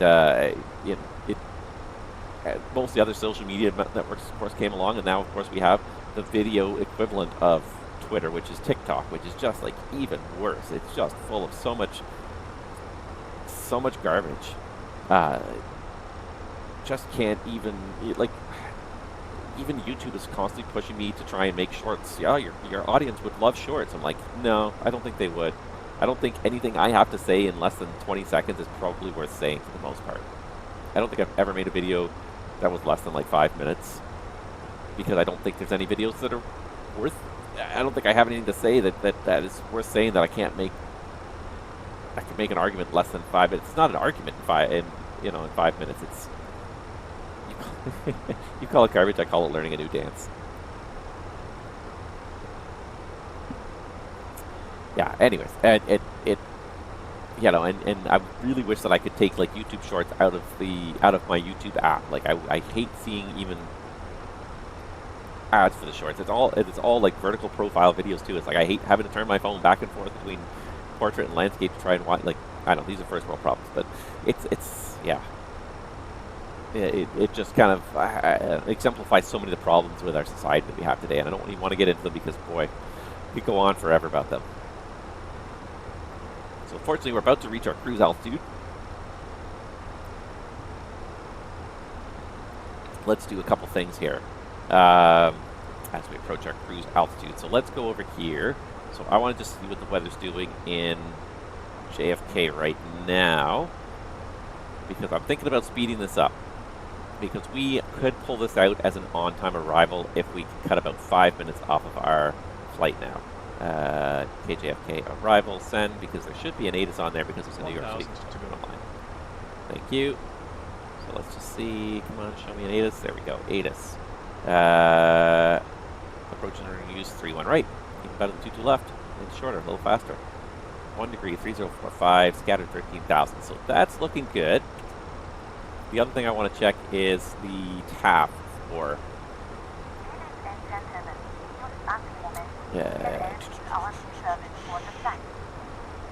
Actually, let's do it this way. Let's do JFK, weather, TAF. Alright, so from 0200 Zulu until 0200 Zulu, it looks like it's going to be a CAV OK kind of day. And let's also go to our alternate of Philly and just check it out as well. Philly, weather, TAF, and they're expecting the weather to kind of crowd out at 2200. We're going to be there at 1745. So I would say the weather's looking pretty good. There's Mach All Cruise. Let's see here. Showing 1.4 extra, so let's bump this up. And we are going pretty fast already at 7.6, but let's bump it up to the full 100 and see if we can get there a little faster. 1737 with 3.6 in the tanks. That's still 1.1 extra. Still 30 minutes of extra gas, but that gets us there at 37, which 13 minutes of taxi to the gate, very reasonable. We could have an on-time arrival at this point with that increased cost index. So, yeah, it's going to cost us a little bit more money, but if we have connecting flights and JFK is a hub for JetBlue, then those people are more likely to make their flight if we're on time. And this is one of the things that, like, we've been told now is we've been told to value on-time performance more than fuel burn, just because we work in a connections business nowadays. Very few people are going straight from point A to point B. The vast majority of, I won't say the vast majority, but a large percentage, probably at least 30 to 40% of the passengers on almost any flight are probably either connecting from or connecting to another flight. So, especially if you're going to a hub, probably at least 30% of the passengers are going on to another flight. So if you can make it there on time, if you can burn a little bit of extra gas and make it there on time, our company anyways has said, spend the money, burn the gas, get the people there on time, because missed connections cost companies huge. Nobody wants to get there late, but especially when you've got a connection, nobody wants to get you there late. We want to try and get you there on time. So that's been kind of the directive we've been given, is that, you know, within reason. Now, if you're 3 hours late, chances are nobody's making their connection. But if you're 5 or 10 minutes late, and you can make up that 5 or 10 minutes en route by going faster, increasing the cost index, burning the gas, assuming that everything else is acceptable, our company says do it. And like I said, there is some, you've got to look at the whole picture. You know, what's the weather doing at the destination? Is the weather kind of lousy? Do we have the extra gas to burn? Did they make us really skinny on the gas? So today I gave us 10 minutes of ATC, 10 minutes of weather fuel. Between the departure and everything else, we're actually coming in with almost 30 minutes of extra gas right now. So I definitely have the gas to burn. If you're looking tight at the destination and the weather's not looking great and there's a chance there's delays anyways, maybe you're not going to do it. Maybe you're not going to accelerate. But when it's within reason and it's not an increasing risk to the operation, they've told us go fast. They've told us get there. They want us to get there. They want us to try and get people off the airplane and onto their connections on time, because missed connections cost airlines huge. Because depending on how many flights go to that particular destination, if you miss a destination where that's the only flight of the day, the airline is now required to re-accommodate you on the next flight tomorrow, and in the meantime pay for your accommodations, at the hub. So if we can get people onto their destinations, and it works better, and especially because airlines are now starting to be required to pay compensation for delayed departures, delayed arrivals. Once you get reach past a certain point, you know, if there's only 2 flights a day and you miss the first connection, you got to wait 6 hours for the next connection. The airline now has to compensate you for that time that you missed the connection, that time that you were waiting in the airport, as long as it's within the airline's control. So, yeah, we've definitely been given a bit of a directive to try and spend more money to get there on time if we can do it, because this is one of the few places where we can often make up time. that the ground operation is trying to get the flights out on time. But, the airborne operation, there's a lot of variability to it. The schedules are often padded a little bit, so as long as we leave on time, we should always be able to arrive on time. And if we leave on time, we could often arrive a little bit early. So, anywho. Yeah, so we're doing pretty good here. We got about 2 hours to go here on our flight. So I alluded to this when we were on the ground. So something that was, and I didn't even think about this when we flew in last week into West Palm Beach, but I was actually trying to look this up when I was trying to find the link to West Palm Beach. And the thing is that West Palm Beach scenery that I have purchased and installed there, you cannot buy it anymore. You cannot download it. It doesn't exist anymore, which is just, and I was trying to, and it kind of, I was trying to remember why. I was trying to figure out, like, why are all these links dead? Like, I did the searches for it, and then every time I clicked a link to the Orbex store, to the I&I Build store, I was like, why are all these links dead? And then I was like, wait a second, we made the scenery. And so now this takes us back to the whole big debacle that came down in the last part of last year. I think it was November of last year, where there was some accusations of piracy against some scenery developers. And this was historical. This went back to about 4 years ago, I think, at the time.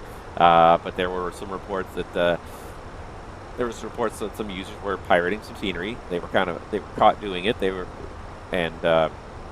think it was FS Dream Team that kind of called them out on it, as I recall. Said that these users that go by these names have been pirating various sceneries, and then it turns out that then these users ended up creating this development company. So it was, and I'm not sure which end of it was, because I was reading about it last night, but I was trying to recall it all here, because I read it at the time, and that was now 3 or 4 months ago, and you know our attention span in this world.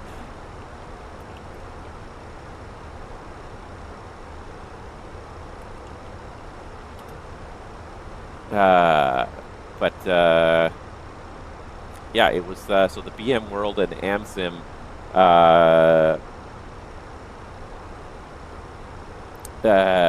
debacle. So this transpired in November, I believe, where the developer who works under the name BMWorld was accused of pirating airports from several years ago, 4 years ago. So most of the developers now removed all of their scenery, and they were quite a prolific developer for a while there. I don't think AmSim actually had anything to do with it specifically. I think it was the person who was working under the BMWorld, but of course, as a partnership, they kind of got dragged down a little bit with it. But yeah, so it's now been removed from all the stores, and I didn't even realize this at the time. I had purchased this scenery back in July. Back in July of last year. I looked it up. I was like, how did I purchase this? And so I was trying to remember like the whole sequence of events, and I think it was before I'd even set up this Pilot's Life season. I had purchased it separately because I was doing some flights and I wanted to see what West Palm Beach looked like. And then so I had the scenery already installed, so I used it. I didn't even think about this. So the question becomes, like, am I aiding and abetting a known pirate for still using this scenery that I did pay money for? And I don't believe that most of this scenery is pirated. I believe the scenery was generated. I think it was a little bit of an FU though from the developer, who's like, well, he decided to start producing scenery as well. And kind of wonder if he didn't do it just to sort of as an FU to all the rest of the developers that accused him of piracy. It's like, well, I'll just make scenery and take revenue that might have gone to you and keep it for myself. And I paid that revenue. I didn't know this accusation existed at the time I purchased it. Now, I've had this scenery installed in my sim ever since. Now, am I supporting this person just because I still have the scenery? I don't think I would. Well, I couldn't go out and buy it today if I wanted to. Even if I had the choice, would I go and do it? And I've kind of taken a strong stance towards software piracy lately myself. Like I feel pretty strongly about it, that especially in this sim business, it's a pretty small niche market still. Developers are relying on a relatively small market to try and earn enough revenue to make a living and be able to continue and sustain their companies. So, I really feel like you need to support them and pay for the product. So, that being said, I mean, and here's the other side of it too. People have made mistakes in the past, made mistakes in judgment in the past. We live in an era of like ultra accountability now, where like if you've ever made a mistake in the past, it's brought to light and you're shamed for it endlessly. And it's like people do make mistakes, people make errors. I'm not saying that people shouldn't. I'm not saying that people should be pirating software, but if you make that mistake in judgment when you're a young person, especially when you're young and it seems easy, maybe your moral compass is not well defined yet, maybe should you be held accountable for all those things that you've done in the past? Especially when you were younger, when you were, potentially a teenager. And I don't know the whole story, but this is sort of a hypothetical situation. Should we be holding people like ultra accountable for these things at this point? Like I'm not saying that we should paper over people doing bad things, but at the same time, we should recognize that people can change, people can make mistakes, people can learn from their mistakes and change. And the trouble is, like in this digital society we live in, there's proof and evidence of everything, and nothing is ever forgettable. Everything lives on forever. So it's amazing that we have anybody who's able to run for political office anymore, because I dare you to find someone who hasn't made a mistake, who hasn't made a questionable decision in their life.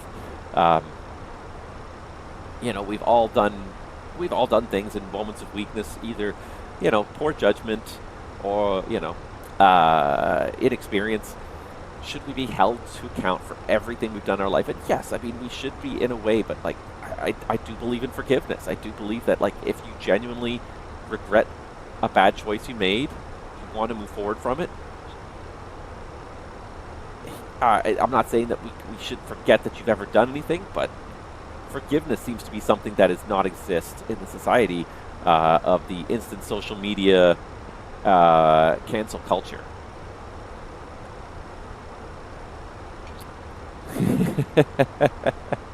Jesus didn't. Forgiveness is important. If people continue to conduct themselves poorly and not want to learn from their mistakes, that's different from people who have made a genuine mistake and wish to atone for their sins. And I think, even the criminal justice system recognizes forgiveness. People serve their prison sentence, they come out, and they're given a chance to, change their ways. And some people do, some people don't. But to label everyone who's ever, been caught committing a crime, it could be something, you could be petty theft, and I'm not condoning these things, but as a kid, you do stupid things sometimes, and I feel a lot of sorrow for the kids in today's society that are doomed, if you will, to relive every bad moment they've ever had because it's been posted and saved on social media. Every bad haircut, every stupid thing you've done as a teenager. We all did stupid things as teenagers, things that we came to regret later in our adult lives.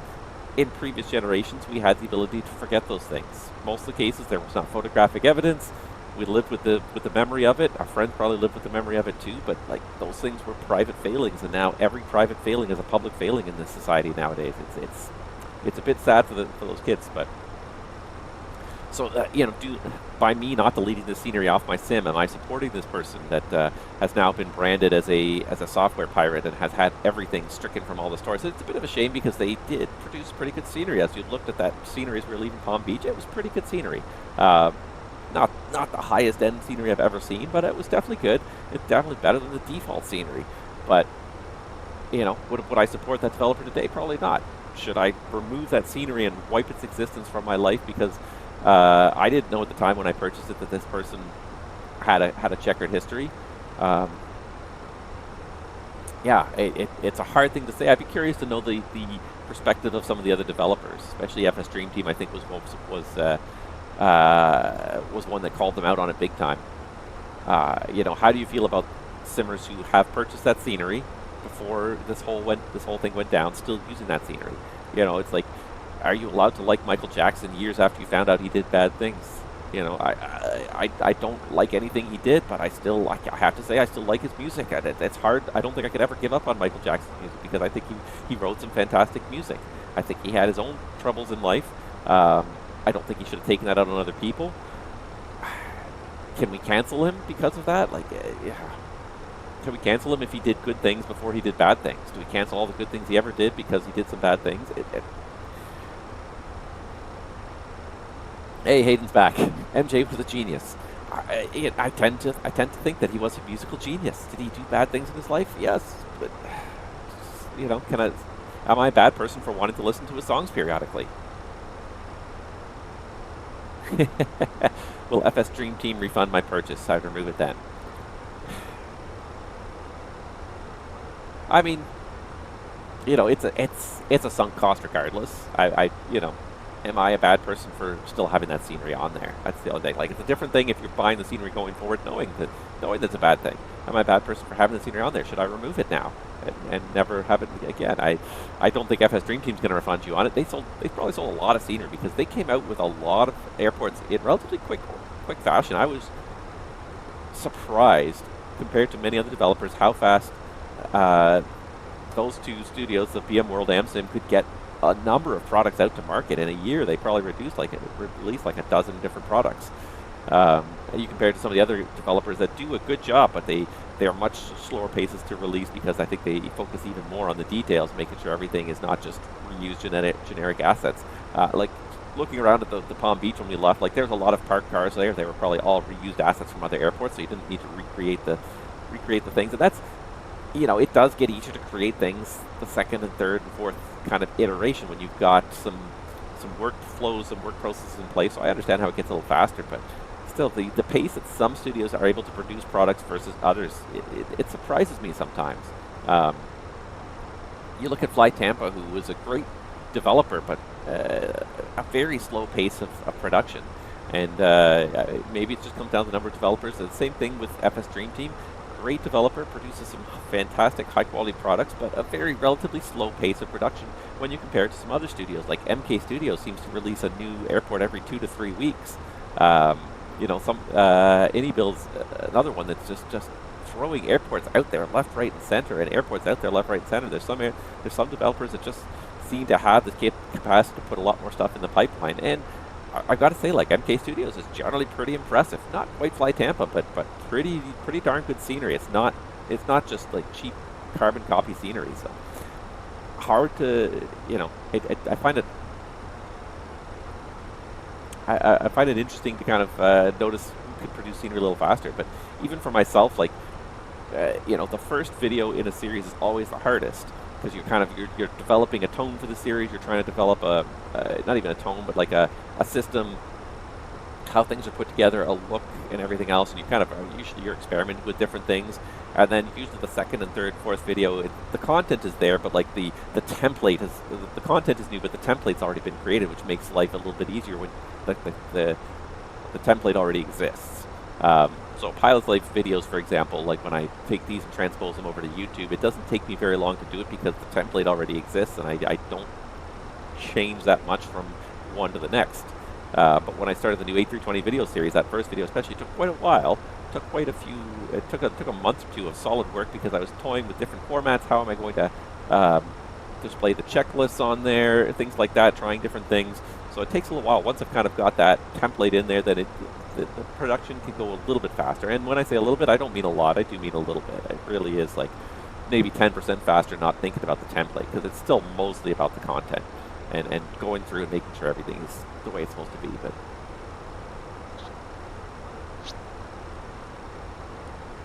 yeah, I don't think anybody's getting any refunds. But the other thing too is that, like, I think almost all the stores that sold it promised to protect the users who had already spent the money, who'd already purchased the products. It said that we're not selling it anymore, but those who have it in their account will continue to be able to download it and use it, which I think is the high road for the stores to take and let people make their individual choices about whether they feel it's acceptable to continue using it or not.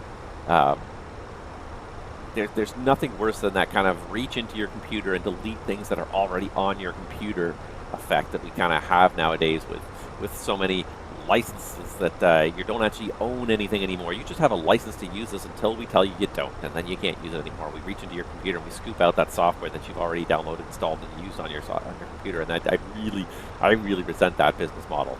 That licensing, we just licensed you a copy, but you're not allowed to actually use it past the date we say. That really kind of bothers me. That again, like nothing is owned anymore. You're just renting the software as long as the developer feels that like it's acceptable for you to have it, and then it's after that it's not yours anymore. And I really kind of resent that. And then don't even get me started on Microsoft and Windows 11 and the whole you're not allowed to use Windows 10 anymore. Like I have 2 computers on here that I will have to upgrade if I want Windows 11 in my house. And it's like, why am I on the hook for hundreds, if not $1,000 or $2,000 potentially to upgrade 2 computers in my house because you don't want to maintain Windows 10 anymore? It's such a that is such an environmental disaster.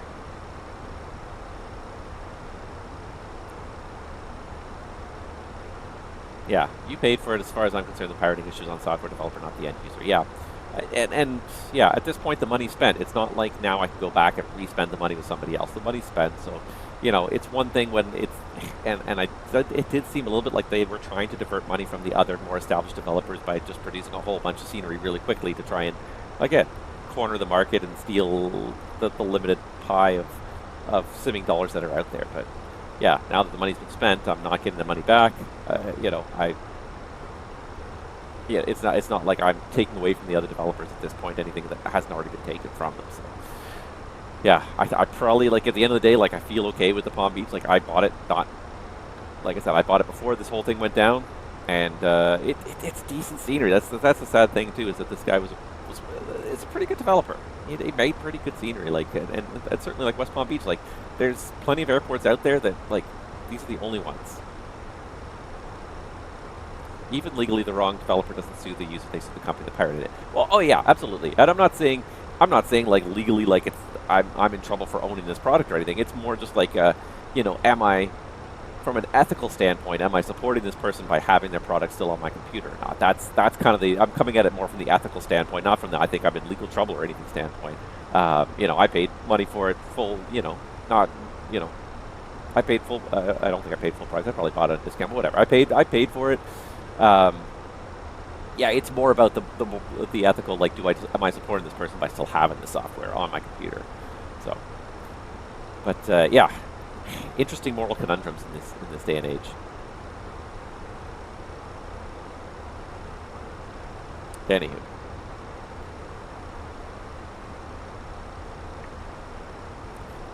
One thing I did see that I was kind of happy to see, I read this morning, I think, or maybe it was yesterday, about Valve has, apparently they haven't changed their policy, but they've very much clarified their policy that about advertising within games, and basically it is not allowed on Valve's platform, for which I am so grateful, because the mobile gaming platform is such garbage as well, and I hate mobile apps, and I hate apps on my phone, I hate games on my phone, because of the free-to-play advertising revenue system that has been set up. It's so everything feels like garbage. Even if you want to pay $5 for a decent game to play it in perpetuity, most of the time that's not an option. They'd rather have you just generate ad revenue in perpetuity. So I'm happy that Valve at least has very specifically states in their policy that any game sold on their platform cannot have in-game advertising.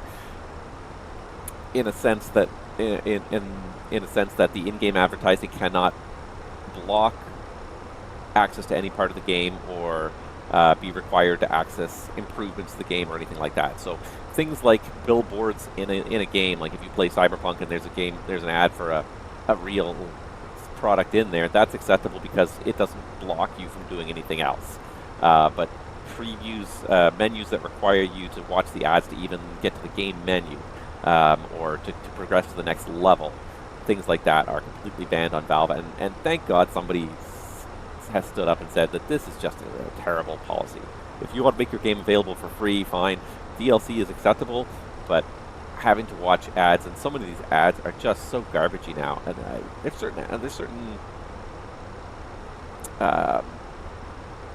certain apps that I don't mind supporting in ad nature. Again, because some of them are like, you know, they want $8 a month for their game. It's like, no, not $8 a month. $8 like once would be great. $8 a month, no. Even $20 once would be much better than $8 a month. A lot of these things are not worth it in the long run. I'm glad that at least Valve has certainly stood their ground on that and said that this kind of behavior is unacceptable, because yeah, so much of this stuff on the mobile platform is unacceptable. And now you end up with all these companies like, oh, just download the app. I'm like, I don't want to. Oh, well, you have to. Well, I don't want to. I hate corporate apps on my phone. I hate pulling out my phone for every last little thing in life. I really just got grown to despise the whole app world that we live in now. Everything has to be on your phone. And case in point, I'm trying to figure it out. I was trying to file a fatigue report the other day, and it seems like the only place you can file it is through an app. And I hate trying to type on a mobile device and actually type like a long, detailed report about something on a mobile device, because the keyboard is just so awkward to use. It does not lend itself towards detailed reporting. It really makes you want to type the fewest number of words possible. And I've been looking at it, and there is no. It doesn't look like there's a web portal at all for the fatigue system. It's only on the app. It's it drives me up the wall trying to type things in an app, because I would like to help make things better and make a detailed report. But if it's going to be through an app, I'm just now it's convincing me to not do it. It's just like it's so it's just so awkward. I just don't want to do it. I just don't even want to do it. So so many companies are like dependent upon these apps now. It's like you can only control this through the app. Like, so there's no alternative. No, like I just bought a new car, and they have an app so that you can remotely unlock it and remotely start it. I'm like, is there any other way of doing this stuff? Because like I hate having things on my phone. I really do. I've grown to resent how much time we spend on the phone. And then you have Mark Zuckerberg, who's like, well, you know, phones are about to become obsolete because everyone's going to be just walking around with AR glasses. I'm like, I feel like Apple's Vision Pro has already kind of demonstrated like the augmented reality has got a very limited audience. I think more people would like to get less time on social media and less time interacting with computers and more time back to interacting with people without computers in between us. And maybe I'm the old-fashioned Luddite still, but like I talk to lots of people, and lots of people say the same thing. Even people who are addicted to their phone acknowledge they're addicted to their phone. Like I wish I spent less time playing with my phone. The idea that everyone's going to be walking around wearing augmented reality glasses and replacing their phones with that, I think is again, it's tech companies trying to sell you something that's going to make them a lot of money. But I don't think it's necessarily something that's going to make society better for a lot of people. Now, I'm not saying ban it and not let anyone have it by choice, but to make these blanket statements that everyone's going to want it, I think is a little bit what's the word I'm looking for? It's a little bit tone deaf anyways, at the very least.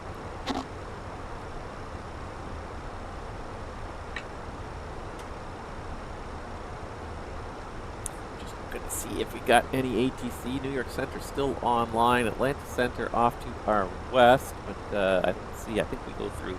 We're in Jacksonville, then we go to Washington before we get to New York. I don't see Jacksonville. Jacksonville's not online. I don't see Washington online. New York Center's online. So we'll start setting up for our arrival in a little bit here. We've got, what do we got here? We got about an hour and a half to go. What else can we talk about? I'm just trying to think of what else we can talk about.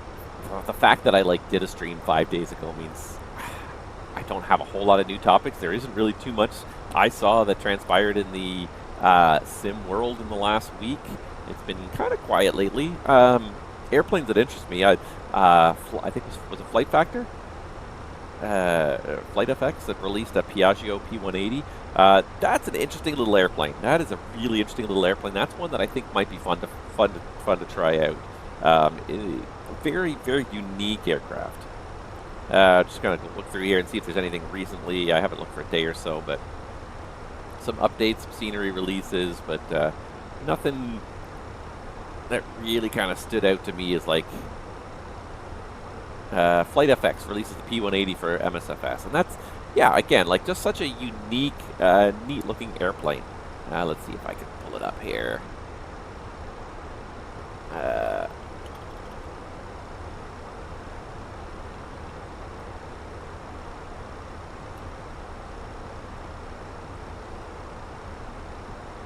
There we go. So I'll pull this up here and just pull it over here for everyone to look at. I'm still showing the screenshots. Yes, okay, good. But yeah, so the Piaggio, just what a unique airplane, and it looks absolutely beautiful with that metallic paint there. But what a truly, truly unique airplane. There was 2 Piaggios that were based at the airport where I spent a lot of my time in my younger days. Well, they weren't based there. There was one that visited on like a couple time a week basis. There was a second one that actually was based there for a couple of years. What a unique little aircraft! Like just the flying football, I used to call it, because it's just like, it's such a, there's not a straight line on this fuselage here. It's all curved. Let's see the full gallery here, see if there's the full gallery. There we go. But yeah, it's just like from front to back, it is just one continuous curve. So yeah, very like small interior, like it's not a big airplane, but its claim to fame is that it goes fast. It's the fastest production turboprop out there. I think it's like 441 knot cruise speed or something like that. Like, yeah, speeds approaching Mach 7, surface ceiling of 41,000 feet for a turboprop. Like, that's insane for a turboprop aircraft, 41,000 feet. Little sports car, 5-bladed pusher props, canard design with a T-tail, like just such an unusual, unique little airplane. But the guys that flew it seem to like it. They seem to think it was a very good airplane. Like, this is one that definitely kind of interests me for its uniqueness. A very small, cramped little flight deck, but it'll get you there. It'll get you there, and also for the cabin. Like I love the fact there's a burger and things in there, but very small cabin, but just such a unique airplane. I'm glad somebody finally modeled it. I don't think anyone modeled this in the P3D era, but that's one that I think would be interesting. I don't even know how much it costs. Let's see here. Are there any of the marketplaces below? Oh, only in the I haven't bought anything from the Microsoft Flight Simulator marketplace. I buy all third-party stuff. Is that the only place you can buy it from? I mean, maybe I would if I had to. But yeah, a very unique airplane. I would love to go and try it though. And again, good for simmers because speed. You can get places pretty quick. So it can be as a transportation airplane, as a general aviation airplane. You can actually do some flights pretty quickly. I want to say 441 knots was the limit. Maybe it was 441 knot ground true airspeed. I think was I don't remember exactly now, but yeah, quite fast. And also, like, you notice like a very small wing, very small, very thin wing on this thing here. But you're relying on the canard as well to provide some lift at that point. That's the beauty of the canard design, is that the canard also provides additional lift, not just horizontal stability, but canard provides lift. So you don't need as big of a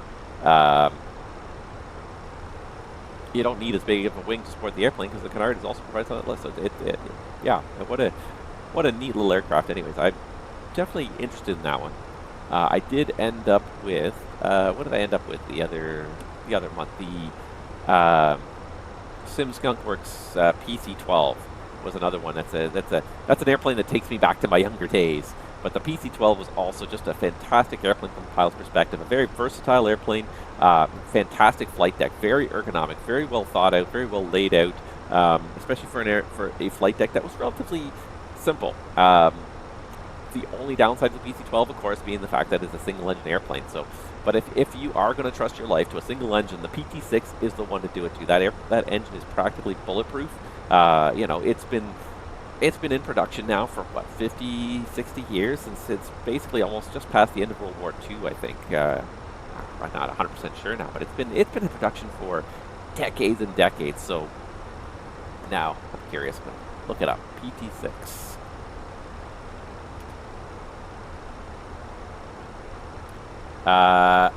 Its design was started in 1958. It first ran in 1960. So the PT6 is a 54-year-old design. Now it's been iterated many times. There's many different variants of the PT6 now. The PC12, I'm pretty sure, was a PT6 67A. There's smaller versions out there in the King Airs and the Caravan, I believe, also has a slightly smaller version, but. Yeah, if you're going to strap your life to a single engine, the PT6 is the one to do. It is a rugged design, very, very reliable after so many years in service. Yeah, the PC12 was always a fun little airplane, very versatile in terms of the airfields you can get in and out of. You can easily get in and out of 3,000-foot gravel strips, but then you can also fly it fast enough to kind of keep up with the big boys at the major airports. Relatively slow landing speed, but you can get off the runway pretty quickly at that rate too. So, yeah, I've been having a little bit of fun with it. I'm actually trying to save up some FS Economy dollars now to actually go and buy a PC-12 of my own and FS Economy. I'll fly that back and forth in FS Economy because I think it'd be fun to have some missions and fly back and forth, especially kind of supporting some of my fellow VATSIM controllers in their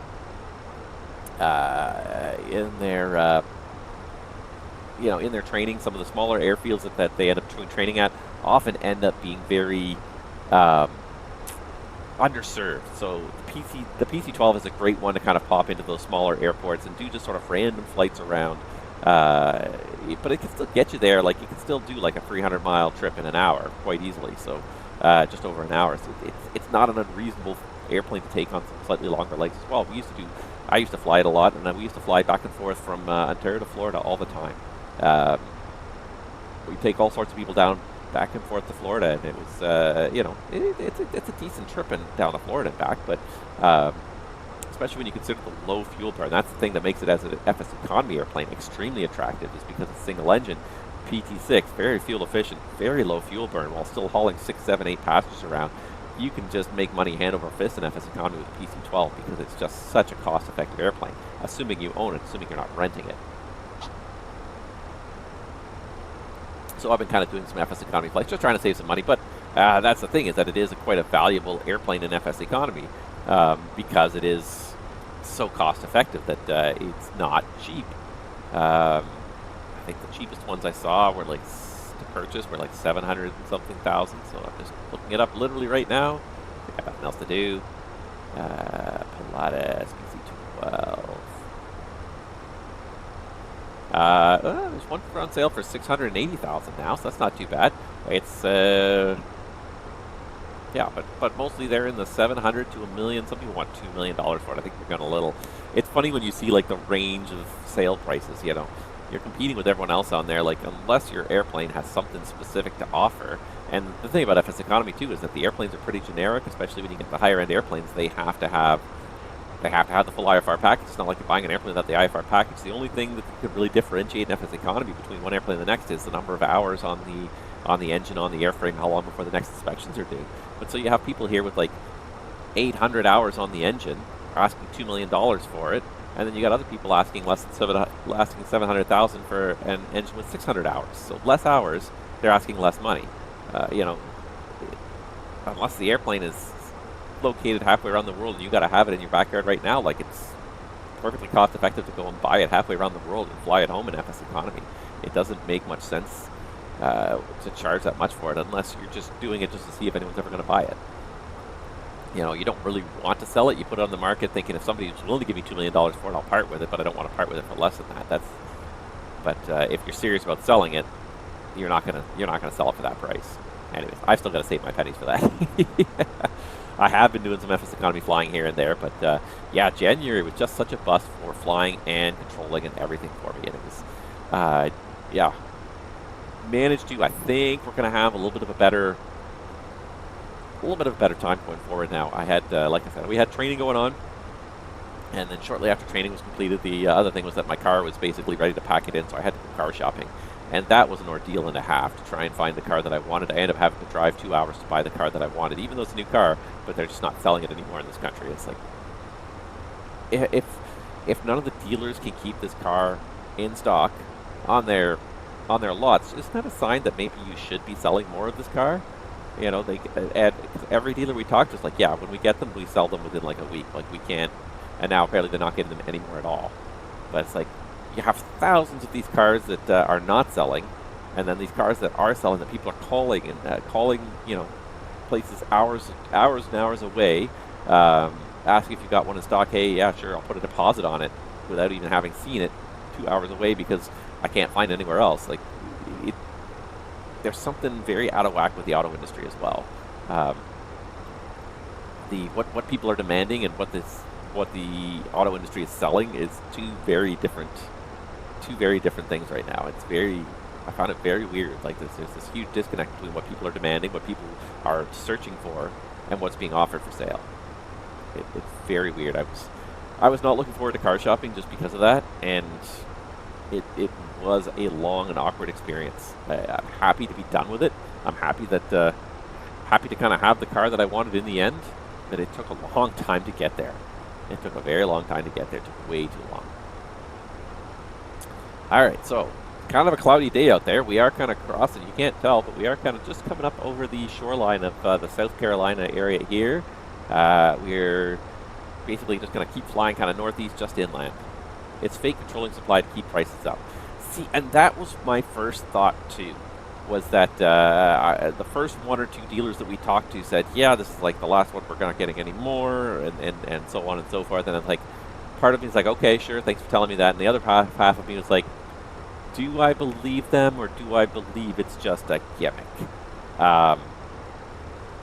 But everything that we could research seemed to bear out that, yeah, these guys were not pulling our leg, that this was the truth, that this is the end of production for this vehicle, or not the end of production, but the end of this vehicle being imported into Canada, into North America as a whole. Apparently, not the U.S. and Canada both are not getting any more of it, which is like, because you can search the dealer inventory and you can see they have thousands of vehicles of like SUVs, but yeah, thousands of models of SUVs on the lots, and yet the one that I wanted, the car that I wanted, was not available. Yeah, I mean, it was something that was kind of being planned for a while. Okay, this forehead thing is just driving me absolutely nuts. Let me just, give me a second here. I'm going to try and fix this thing here. Just going to try and change my light level just a little bit here.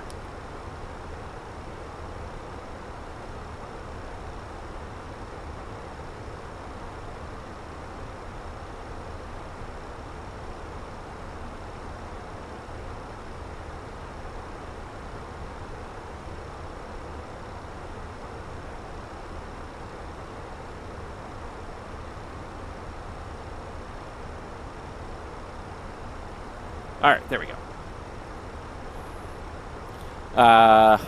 Yeah, it's snow. That's a little better, anyways. Yeah, and you can still see me just fine. It's a little dimmer now. I had the lights on full brightness room, but smart me, I put a dimmer switch in when I installed them, and yeah, it's nice to have that ability to control it. You can see the background just a little bit fuzzier now, but I can probably actually play with some settings here and make it a little bit smooth it out just a little bit. Now, different parts of being transparent. Now, this side of me is transparent. Haha. And that's the sun from outside, so I can't do much about the sun. Can't burn down the sun.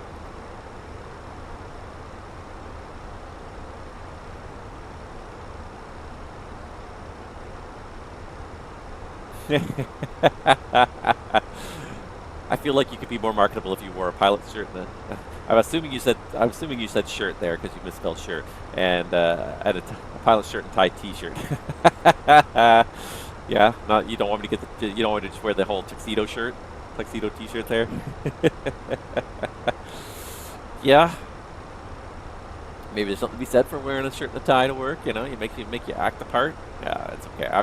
We're here for fun. We're here for casual day. We're here for the fun parts of this job. I mean, if I had the shirt and tie on, I'd probably feel the need to just sit here compelled to do every fuel check as we go here, and I'm just not feeling compelled to do that. So, but now that you've made me say it, typing in a mobile device rings true. See, 100%. 1.1 extra. We are still okay on the fuel, and I'm just like, now that I've finished my coffee, I am just like, yeah, thinking I might need to use the live for just like a minute here. I really kind of want to just get rid of that, like, background.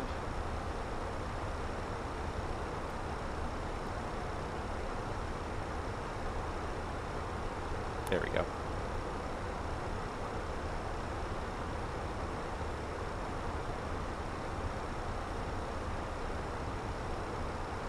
Anyways. Yeah. I hate typing in mobile devices. I miss my BlackBerry.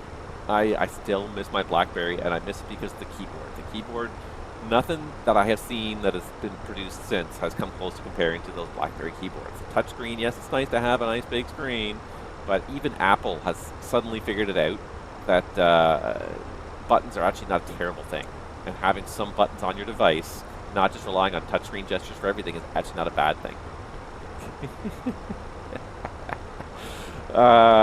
So I'm very I'm happy to see that even Apple has finally started to see the error of their ways, and the car companies especially as well, speaking of the new car, are coming around to that. That was the deciding factor in the purchase of my car, and deciding which car I wanted to purchase was which car had buttons in it, not which car had touchscreens in it. And yes, it does still have a touchscreen. There are times where it's nice to have as an input device, but the one nice thing about my car is that climate control is a full array of buttons. I can control the temp. I have knobs for temperature. I have buttons for turning the fans up and down. Turning on the AC and everything else.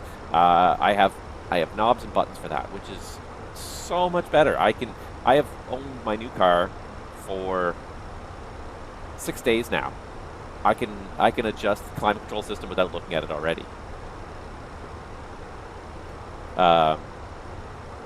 Yeah, and so many of the car companies got away from that. I test drove another car, and everything was in the touchscreen. Even the climate control was in the touchscreen, so I was trying to adjust the temperature in the car during the test drive, and it took me about 2 minutes in the touchscreen to figure out how to do it.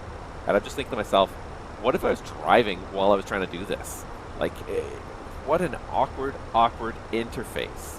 It does not make anything safer, that's for sure. It reduces the level of safety on our roads by having all these vehicles with giant touchscreens in them. And even the I can't remember, the Highway Safety Agency for the European Union has said that touchscreens are one of the single biggest safety risks in automobiles today. And I think even the American NHTSA, National Highway Traffic Safety Administration, I think it is. Even they're coming around and saying that, yeah, like, touchscreens in cars are not a good idea. That they are a giant distraction. And it is. Like, I found myself, like, with this car, like, I find myself distracted by that giant screen all the time, and I try not to. I try not to let myself fall for it. It's like, but you've got the moving map on there, and then it's just like, wow, I can just look at that and see where the directions are, and you look back up, and there's a car stopping in front of you that you didn't see because of the freaking moving map. So, because it's such a distraction. Such a big distraction. Before we drove the car home, because it was about a 2-hour drive home, I spent about 20 to 30 minutes in the parking lot going through the various features on the screen, trying to make sure everything was set up the way I wanted to, so I wouldn't have to play with it during the drive, because I knew it was going to be a huge distraction, and it was, even without playing with it, just kind of like constantly like seeing things, the directions on the screen, everything else like that. It was. And then it gets better when the touchscreen freezes. Love when that happens. So I haven't had that experience yet. I can't wait for that. I have had times where it won't connect to anything, but I haven't had that joy yet. I'm sure it's only a matter of time. And that's the thing, is everything's a giant computer. Everything works through the screen. If the screen doesn't work, the car doesn't even run anymore. I've read stories about people driving down the highway at 100 kilometers an hour, and the whole screen and all the screens of the car go black, and the car keeps driving, the engine keeps turning, but like you have no idea like what it's doing. Like you lose the speed, you lose speed indication, you lose everything. And then you've got Elon Musk. I don't even really want to get into it, but like Elon Musk trying to take over the FAA and rewrite the code in the FAA computers. I'm like, yeah, your mentality towards safety does not work in aviation. It's bad enough in the whole rest of the federal government, but now coming in and saying you're going to rewrite the computers to make them more efficient, like your lack of quality control processes make me very hesitant to allow you access to FAA for the FAA's operational computers. We need the system to be rugged and reliable. Even if it's old-fashioned, it needs to be rugged and reliable, not touchscreen interfaces and you know, and Facebook ads on your on your controller scope. Yes, thank you. Uncle Wiki agrees. That's terrifying. Giving Elon Musk and his band of 20-something engineers who have just they just don't have a sense of the scope of what they're of the risk factor of what they're dealing with. I think the tech billionaires just they don't get the sense of they don't value human lives. I really have to come out and say it. Like, I don't think they value human lives any more than they value money. Certainly, like, there's certain things like, okay, Facebook, you break Facebook, who cares? The world doesn't fall apart. People don't die because you break Facebook. But if you break the FAA's computers, people could die. People could die very quickly, very easily, if the information is not presented properly, correctly, in a timely fashion. So yes, the FAA's, a lot of their ATC systems are antiquated, but they're also proven, rugged, reliable systems. That is far more important than improving the efficiency of the system overall. Now, I'm not saying we shouldn't improve the efficiency. I absolutely do think that the system could be more efficient, but I don't think. But I know that we cannot give up the safety aspect to make the system more efficient. And yeah, the whole move fast and break things attitude of the tech companies and software engineers in a lot of these social media companies does not work when you're applying it to safety critical systems. And even in automobiles, like a lot of these computers are conducting safety critical tasks. Their failure rate has to be practically non-existent. We can't have a regular failure rate in these things, and yet to hear it, like it in some places, it's not all that uncommon. Yeah, the idea that Elon Musk and his engineers are getting access to the FAA's computers, yeah, it terrifies me as well. It does, 100%. I'm grateful that I am not operating in the U.S. on a regular basis at this point. It does, yeah. There's enough stuff going wrong in the system when everything's working the way it's supposed to. The last thing you need to do is break the system.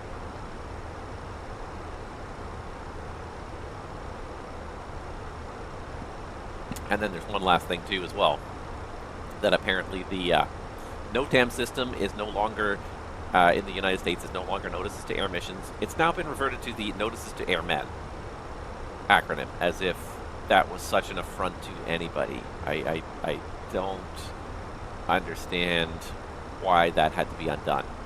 I really don't. I mean, I disagree with the whole Gulf of America thing, but like, I get that one to a degree, but the whole notices to air missions thing, like, what is wrong with air missions? Why does it have to be airmen? Yeah, anyway, okay, I'm gonna just shut up now because I'm gonna go down a whole rabbit hole. I don't even want to go down because it's gonna ruin my whole stream. Yeah, LOL, Gulf of America. Yeah, Gulf of Mexico. It's always gonna be the Sky Dome. Yeah, you can try and put corporate names on stuff if you want. I'm not buying it. Anywho, I'm thinking I'm just going to take a really short little break here. We got a little bit less. We got a little bit over 1 hour to touchdown. I'm going to take just a quick little bathroom break because I did finish my entire cup of coffee here and kind of need to recycle that now. So just give me about not even 5 minutes here. I'm just going to refill my coffee cup. Not that I need more coffee necessarily because I'm pretty perky already, but I do need to recycle the coffee I already drank. And then we'll come back and we'll get set up its arrival into New York, where we still have ATC at this juncture. We'll keep our fingers crossed that we will still have it for arrival. Maybe, maybe not. It's getting a little bit long in the tooth. Been on for about 2.5 hours now, I think. So might not happen, but we'll see. Anyways, I'll be back in 5 minutes, guys. Stick with me, and we'll be back in just a little bit.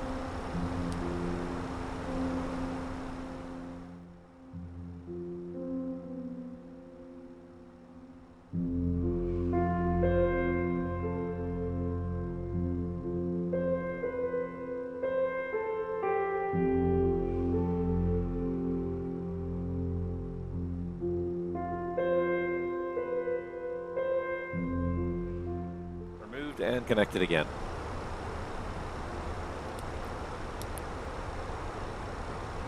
What the heck, Microsoft? Let's see here. Hold on. Let's see here. So my frame rate appears to still be moving out at the same speed it was before, so I tend to believe that this is a server problem at Microsoft and Asobo and not my problem here. I'm just looking over my modem. My modem appears to be stable, and yeah, my Twitch stream appears to be perfectly stable. The bitrate is not changing, so yeah, the fact that it keeps on swapping offline here, this is a Asobo Microsoft issue. There you go. Now we're successfully connected again. Thanks, Asobo.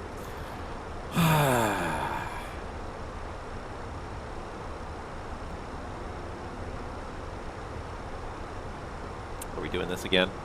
Because we had this whole issue like, whatever, a week or two ago. No, I think that was more than that now. I think it was like 3 or 4 weeks ago where we had the internet fall offline, or the servers all go offline. You couldn't even start the sim. Oh my god, that was horrible. I reinstalled my sim. Spent hours watching it re-download everything. And yeah, but only after I had like started trying to disassemble the sim and started the reinstall process did I go in the forums and find out that, oh yeah, by the way, we know about this. This is an issue that we're having. See, and I was just thinking about this when I walked upstairs. I'm like, should I get FS 2024? Should we talk about it? And then this is the kind of thing that makes me say, maybe we shouldn't.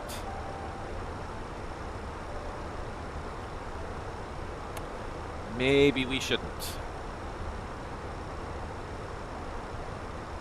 What parts of the uniform does an airline provide? Pretty much all of them. I don't think they usually don't give you socks and underwear and shoes actually too. Usually the shoe, usually you're on your own to buy shoes within their parameters, because you need to have shoes that fit. Like finding you know, certainly, yeah, I will say like for shoes especially. Oh my God, go away, you stupid thing. Shoes especially are kind of, everyone's feet are very different, and like they need to be reasonably comfortable. So like trying to have uniform shoes, I find is always a bad move. Exactly. Thank you. Thank you, Uncle Wiki. MSFS 2024 is going to be reliable, says our source. Trust us. Just trust us. It'll be fine. Yeah. This is the kind of thing that makes me say, yeah, I'm satisfied with this simming platform. I'm satisfied with 2020 as a simming platform. Like I don't feel the need to move on to 2024. I haven't seen anything that says game changer to me. This sort of thing scares me about it. It's like, what are you going to do when you want to go stream and you're having connection issues? And it's not me. I can see like my Twitch stream appears to be rock solid. You can tell me if you see differently, but my output to the Twitch sphere appears to be rock solid. I'm looking over my bitrate over here, and it appears to be consistent. So I think it is just an Asobo server problem. I'm pretty sure it's not me having internet problems. I have had internet problems in the past. There's no doubt about that, but that is not what's going on here today. So there's nothing much I can do about it. Yeah. Thank you for letting me know. No issues with the stream. Yeah, I didn't think so, because I could look over and I can see there's a little chart that has the bit rate over the last minute or two, and it's been very steady. So, oh my God, go away. All right. So, anyways, one thing I thought about that I haven't talked about for a long time is I haven't really talked too much about this career on a pilot's life here. Not that there's a whole lot that has changed really, but we've been slowly just working our way forward. The one nice thing is that when we finish this flight, and I am a little bit excited about this, we are going to have enough experience points to get promoted to senior first officer. So that will probably come with a bit of a raise, I hope.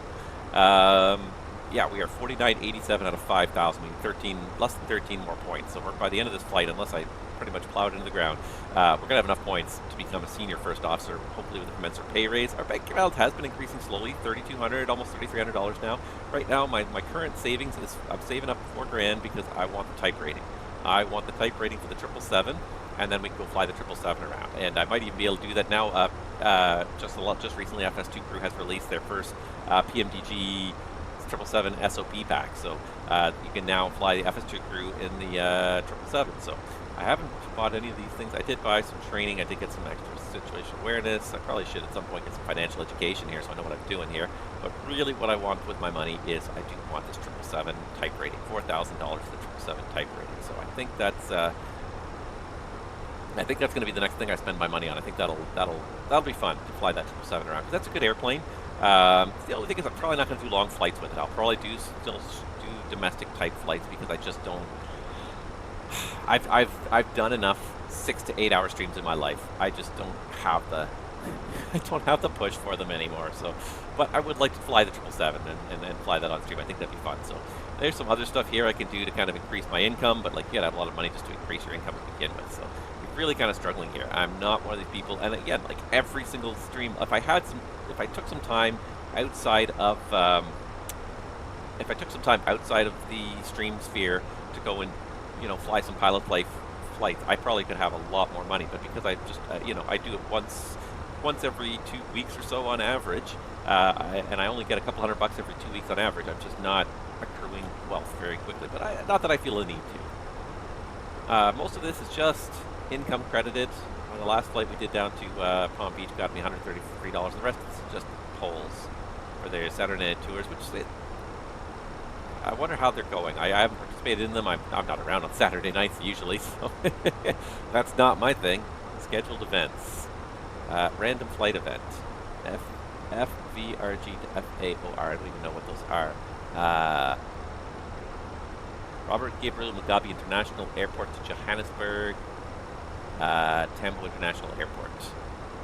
Okay, interesting. I'm not in this for the events. I'm in it for the schedule, for the lifestyle. So, speaking of which, we do have not much left in this season here. We've got JFK, Fort Lauderdale, and then down to Mobay after that. From Mobay back to JFK, which is going to be a long one. That's a 3 hour and 51 minute slog. That's going to be a long flight to conclude the season. And then we'll have to decide if we do want to stick with JetBlue for another season, because I feel like we're doing the same thing now, back and forth up and down the east coast of the U.S. I just don't feel like we're really getting much variety out of it anymore, unfortunately. I would like to see more variety, but I just feel like we're not getting it. I feel like I might want to consider switching jobs. And this has been the longest now. I think this has been 3 seasons now of JetBlue, so this is the longest I've spent at any one airline in my pilot flight streams. Normally it's been averaging about 2. But the only thing they do outside of this East Coast stuff is they do like some long transcon stuff, but that's long. I tend to avoid the transcons because, again, they're 4 to 5 hours. So all this transcon stuff is kind of like, man, no, I really don't want to do that. Even Denver is a bit long. So I don't feel like I don't want to do the transcon.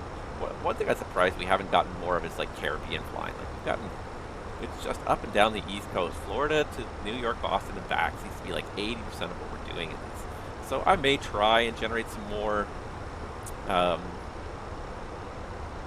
another schedule with this when the season finishes, but I think I'm leaning towards like, let's do something different.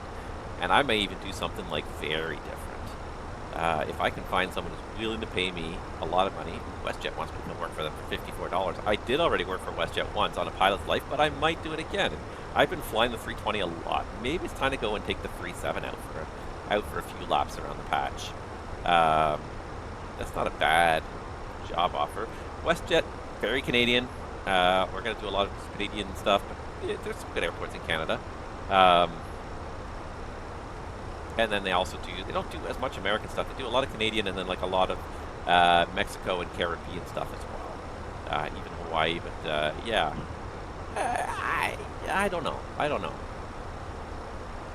Definitely considering it. Just to change things up. I feel like we've done JetBlue pretty well. I like all the different liveries for JetBlue. I think it's a fun airline in that sense. There's lots of variety in that way, but I just feel like I've done the Airbus almost to death lately. So I was thinking that, or I was thinking like maybe like let's find like some of the mainline American operators, just because if they'll hire me with my, what am I now, 3 stars? Or still 2 stars?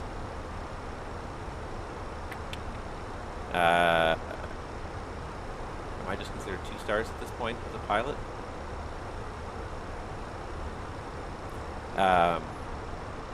Yeah, I'm just not sure what the next best move is. But like, yeah, could we fly for like one of the American mainline carriers, and then we'll have access to all sorts of different aircraft. We can fly the triple. We can fly. I'm just looking for Delta here. It's just an example. Like, you can fly the triple. You can fly the 320. You can fly the 37. So we can get some variety into our life, but also like just with a variety of destinations. Because JetBlue feels very East Coast focused, and that's all I seem to be doing now. Anything else ends up being very long. I don't want to do the long flights to LA and back. It's going to take a little while for it to load the information about Delta, because there's a lot of information here. And again, this is the trouble with online services. Like, they're great to a degree, but sometimes it can be very excruciating trying to watch these things here. Can I make this any bigger? I don't think I can. But like, look at the number of destinations. You know, you could fly a very interesting schedule. The other one that might be fun to fly for too is Southwest for a little while. Just because they have a very point-to-point network, so you'd probably put together some very interesting schedules that would not visit the same place over and over again. So Southwest is something else that like I've thought about as well. I don't know if they would hire me yet. A 4-star airline, maybe. It doesn't hurt to apply, anyways. Switch it up to the 37. American, yeah. I mean, you could fly American. Like, it's the same as, to me, American, United, Delta. Like, they're all fairly similar. They're going to cover most of the U.S. airports, a lot of U.S. airports, a lot of Canadian airports as well. Like, you're going to be, you're going to increase the variety of flying substantially. And the other thing I have considered for a little while now, and I'm still hemming and hawing and on the fence about it, is maybe start flying in Europe a little bit. Just to really completely change it up. The issue with flying in Europe, and it's a minor issue, but it is an issue, is that the time I fly, there will be lots of ATC, which is simultaneously a plus and a minus. It's a plus because, like, it's great to have the ATC, and it's great to have you know, controllers online vectoring you and helping you, providing information to you. But then on the flip side of the ATC channel, is like me trying to stream and talk to you guys while having ATC going on in the background, trying to listen for my call sign endlessly would be very awkward. And it may not make for good streaming, but I really kind of almost want to do it. Like, look at Southwest here. And Southwest doesn't even visit, like, it's got a fair number of cities, but the thing about Southwest is that they are not a hub and spoke airline. They are point to point to point everywhere. They do have hubs, but they also do almost all of their routes point to point as well. So, like, it's incredible. Like, you look at the density of routes, even without all that many airports, the density of routes is just insane, especially across the East Coast and the Southeast especially. But all the major cities in America get served this way, so Southwest could be interesting. But then Ryanair, like, I would be taking myself out of my comfort zone to go fly in Europe, that's for sure. Not necessarily a bad thing. Now, is Ryanair is all 37s, right? It's Ryanair's 37s and what's the other one? Yeah, Southwest also. Yeah, Southwest is also interesting because they don't do all the biggest airports. They, as the low-cost carrier, they tend to visit the secondary airports in most of the major markets. So they go to Dallas Love, Houston George Bush, but the Houston downtown airport, and I can't think of the name right now, Chicago Midway. Like, they tend to go to some smaller airports. They don't always visit the bigger airports. So that also adds some interest to the whole Southwest thing. Didn't I do a season as American already? I think I did American Airlines already for a season or two. I remember flying Dallas, Fort Worth, and Burbank. So Ryanair is the 37 operator. Who's the European 320 operator? EasyJet. EasyJet would be the other one. You could also just tons and tons of destinations. The nice thing about Ryanair, and I'm looking at it here, is that they are mostly shorter flights. It's a lot of shorter flights, high capacity airplanes, obviously low cost, ultra low cost carrier here, but definitely. The nice thing is you could do shorter flights. You could cover the streams in less time. You could do 2 flights back to back in the 37 this way. So, yeah, it's not a bad idea. And I'm like, I really need some support on this though, because like I'm worried about flying in Europe. It's not my wheelhouse at all.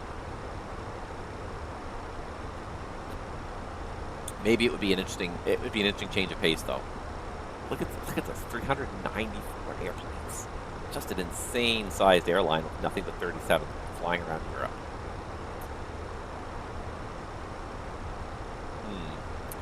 Definitely thinking about it. I'm curious if they would hire me. EasyJet Europe. Unfortunately, they don't want to pay me very much. Level doesn't want to pay me much at all. $24.66. I'm not taking that one. Scandi even. Scandi might be fun. The other thing I'd have to analyze before I agree to any of these is making sure that, like, the hub airports that I would want to visit, that I would want to work from, are airports that I have, you know, good renditions in the sim. EasyJet, a little bit smaller, yeah, they're all the A320. So it's kind of like if you want the low-cost Ryanair, low-cost 37th is Ryanair, low-cost 320 is EasyJet. Scandinavian Airlines wants to hire me. What's their route network like? Sweden. Wouldn't do the long-haul stuff. Nope, somebody's online. Nope, Washington Center came on. Nice. 3372. All right, 3372. Wow. Who would have thought ATC? Oh, I'm still on 19.1 here. Who would have thought ATC on a Tuesday morning? Crazy times. Yeah. We're doing it. We're doing it.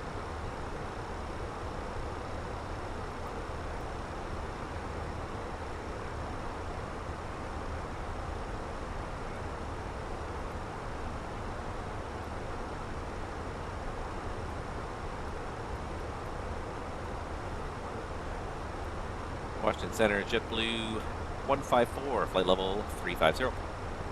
Get the 154 Washington Center. All right, he's happy with that. That was easy. That was easy check on. All right. Yeah, we're going to start down soon. We really need to start setting up here. But yeah, things to think about anyways for the next pilot life season. I think it's time to change airlines again. I think I've done JetBlue to death here. Scandy's definitely kind of interesting because, again, anything that does domestic service, and by domestic service in Europe, I mean anywhere in Europe, that's all short-haul flying. That's all very reasonable. I don't want to be doing the long hauls, but there's tons and tons of short-haul flying in Europe. So very reasonable, very possible. But like I said, the only thing is, like, with that much ATC, I would be working hard to stream and I have a chance to talk and also do the ATC and also fly. But it's definitely something to consider. Anyways, we'll think about that for Washington the future. Center, American 1727, level Right now, let's start setting up the arrivals. So, first things first, let's get a new American ATIS 1727 updated here. Washington Center. I'm sure you It would be different. It would be definitely different. Yeah, it would yeah, be very, that's what I'm saying. Flight 350, American 1727. it would be interesting. American 1727. I'm a little bit worried about committing to a whole season of it, but you know what? It might be time. It might be time to really kind of just change myself up here. So, KJFK. Dyslexia is fun. All right. So New York, Charlie, 240 at 3, 10 miles, scattered 12,000, 21,000, 1 minus 93046. So I'm just going to set that over here. That's me. All right, 3046. ILS runway 31 right, visual 31 left, departing runway 31 left. No TAMs, transponder. All right, so 31 right. So let's change that up now. So let's do arrival, ILS. Washington Center, good morning, Delta 2466. 31 right, because they're departing 31 left. I don't think they're going to be doing too much driving. 2466 Washington Center, good morning. K-Todd will take that for now. We'll put that in there. All right, so. JetBlue 154 to center maintain, flight level 310. Descend and maintain, flight level 310, JetBlue 154. That's what I'm afraid. I'm starting down already. All right, I should have been setting up earlier. 310 is set. Roger, 310. Here comes mock descent, all blue. All right, here comes the descent. We are 264, river 12 o'clock, 5 miles, boarding space. we're going to say dry runway in JFK, 31 right. Apply the METAR. Southwest 264, clear map for visual, Yeah, runway 1 that's approach. Landing weight, fuel prediction, so 60.9, 63.9, 64.9. Washington Center, good day, Air Transat 844, flight level 360. 4.6. Air Transat 844, And I wanted to look at this too. Washington So Center, the squawk 6216. Squawking the 6216, estimated max landing weight according to correction, Simbrief, 70 824. tons. That's really high, but anyways. All right, so we'll do 60. What did I say? 64 point. Now we'll just round up to 65 tons, and then good. 65 tons. Enter. Low auto brake. See, and this one says 64.5. Hey, you suck. Simbrief, you suck. 64.5. I can't run the APU, so we're going to have to run the speed brakes to try and burn some extra gas. Going down early actually will help with the burning of the gas too. Low auto brake, idle reverse, flaps full, auto thrust on, manual landing, and the distance looks good. 6,900 on, even a factor of 7,900 at 10,000 feet. So we've got lots to be doing. A low auto brake arrival. We got the speed brake out now, partly out to increase our fuel burn here. Actually, no, it's full out now at this point to increase the fuel burn. 205 Washington Center, descend to maintain 16,000. We got estimated fuel on board. We need below 3.6 actually, so that's going to be okay. We'll just need to burn just a little bit more, so we'll just burn a little bit of the brakes in the descent here, and then we should be good. Okay, so status base, let's just check the status, just the center tank pumps, that's fine.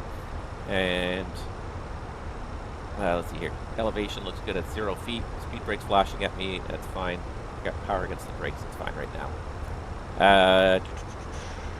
Yeah, engine oil looks good. Alright, so let me pull out my charts here. Ship the 154 across hogs and maintain flight level 180. Alright, cross hogs at maintain flight level 180, JetBlue 154.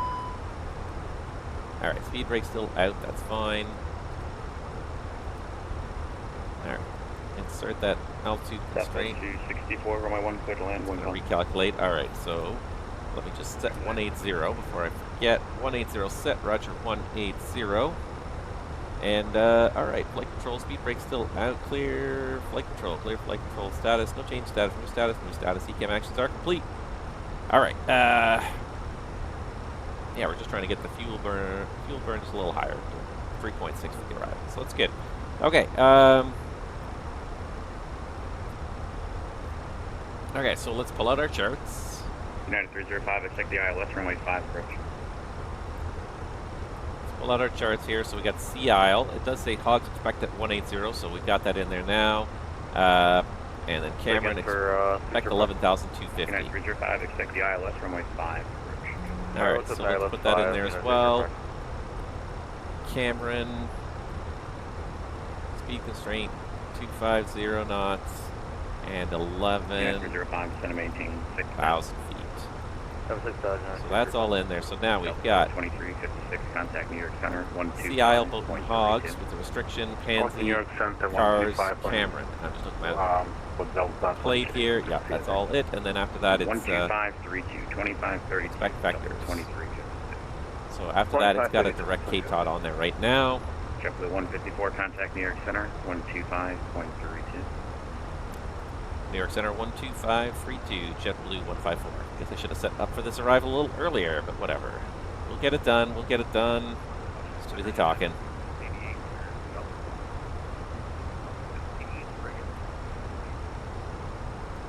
Bit late. I'm getting 190 to intercept.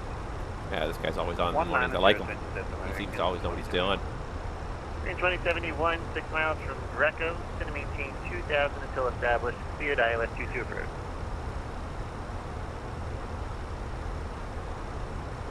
Alright, so the ILS 31 right field. American 2071, you cut off. 2071, descend to maintain KTOD, 2,000 until established. KTOD above 3, Maldi above 3, Zulab 1900. Descend to maintain 2,000, yeah, that is 2 approach, American 2071. Steady 557, cross Lendy at maintain level 190. KTOD 3000, Maldi 3000, Zulab 1900, and then the missed approach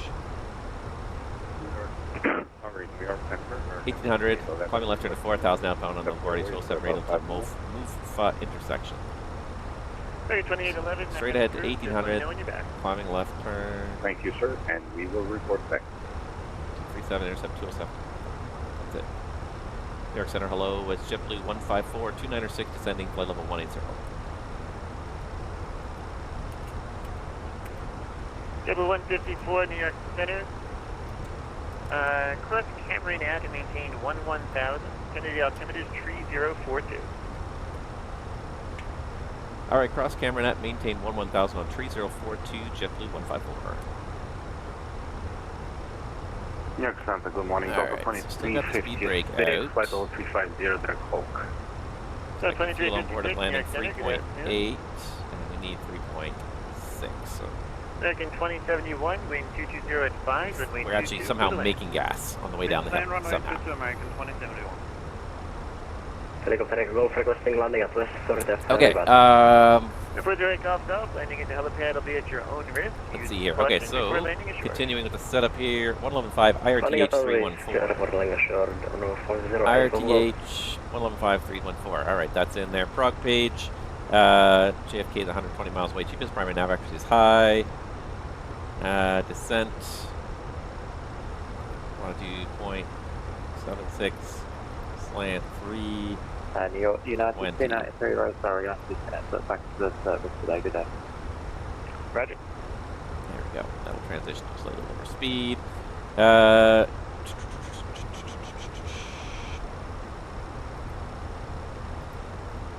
what time was this ATIS that we had from? Was there a new one out? I think we were just kind of like on the margin of 1588, clear direct bird.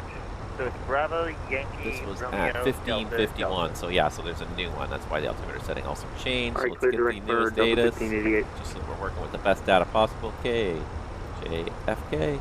I really wish we had auto. The auto in the PMDG triple is just a thing of beauty to have. The auto update of the ATIS.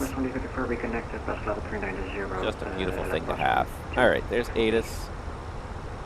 7 miles, 9,000. 3042, 1 degree still. ILS running 31 right, visual 31 left. Starting 31 right, 31 left. Okay, so that's good. So 3042. 1 degree. And the wind's 240 at 4. That's 2234, not showing you on my scope. Just confirm you're not in observer mode. And We'll check standby. let's see here, the minimums for this, 212 for the straight in ILSDA, 212, and then 4,000 for the miss. So 4,000 for the acceleration and engine at acceleration altitude. So 40,000, 4,000. Alright, fuel prediction. 1.2 extra, 3.7, it's getting a little closer to where we need to be again. Secondary, we're going to recopy the active for now, and that's all we're going to do right now. We're going to get this briefed up, radar contact, I got you. and then we'll go from there. Okay, the other thing I need to do, just before I get too into this, is I just need a gate for arrival. So give me 1 second. I'm just going to pull up my other computer here really quickly, look at FlightAware, and assign myself a gate based 1732, contact based on the last time a JetBlue plane went from Palm Beach, JFK, there's one en route. American 2071, vacated. Let's see here. Arriving at gate 6 in New York. Taxi to parking via Bravo, Echo, Alpha. And gate Bravo via 6. Bravo equals American 27.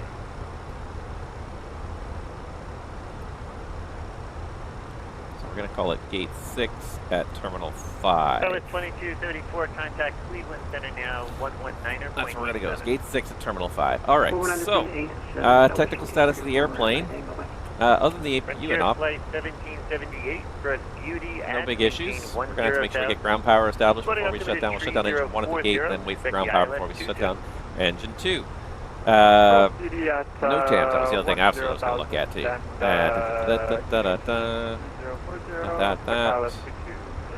Anything in the arrival airports?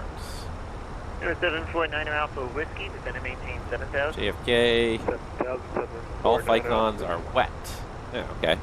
New York Center, American 2811, reporting thanks. That was yesterday, but still. You're welcome. Saudi 557, turn right, heading 170, vectors through the approach. Alright, get the Descend and anti-ice on. 16,000, the Kennedy altimeter, 3042.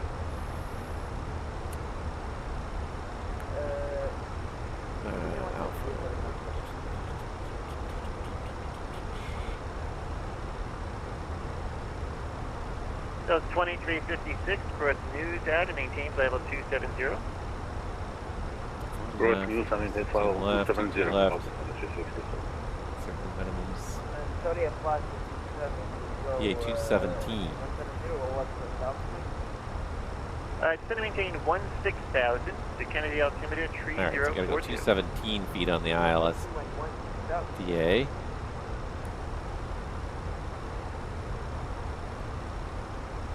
That seems to be about it.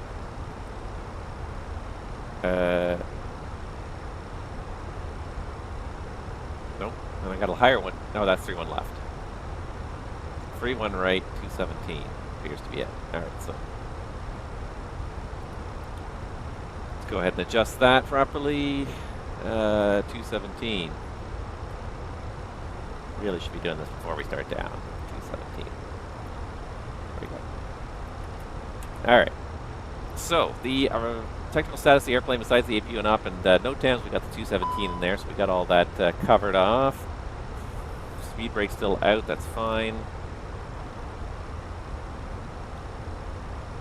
And, alright, so the arrival today is the Carbon 4 RNAV, or the Carbon 4 arrival into New York, Plate 20-2. We're already on that arrival. We're descending for the Cameron at 1000 at 250 knots. Number 749 Alpha Whiskey. And then the ILS runway 31 right, so via vectors we'll get to KTOD 21-7.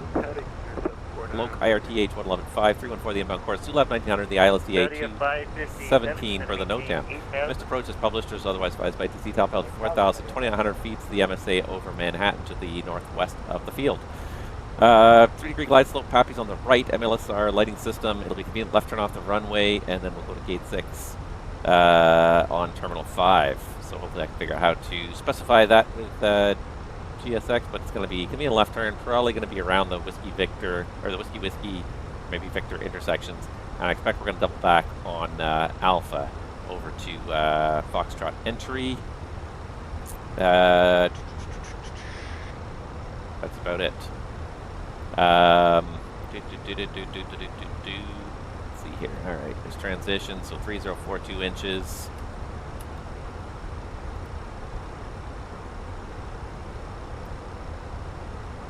Alright, so it's going to be managed approach to a manual landing, localized slope couple approach, clear for the approach, full arm approach, 1 second, autopilot, anti-ice. Anti-ice can come off now, at least for now, and I think it's going to be off for the arrival. We should actually recalculate the numbers here for a wet runway.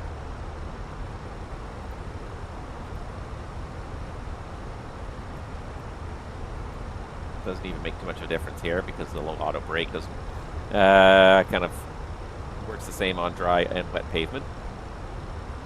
See what it's saying now. Fuel 3.5 for arrival, so now we can kill the speed brakes. The speed brakes are retracted.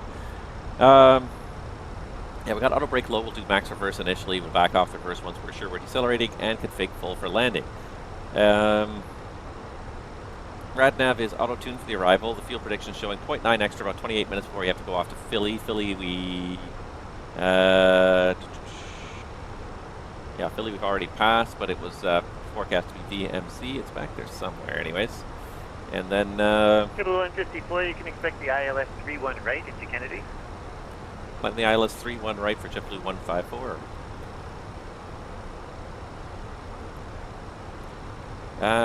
Secondary, we got nothing in it right now. And it seems to like the ILS 31 right, so we'll just stick with that. Alright, are you ready for the approach briefing? Go ahead. Any questions? No questions. Thank you. I keep forgetting that FS2 crew is with me because I don't fly a lot with FS2 crew, especially in the Airbus. I tend to fly without them, so it's funny when I have them here.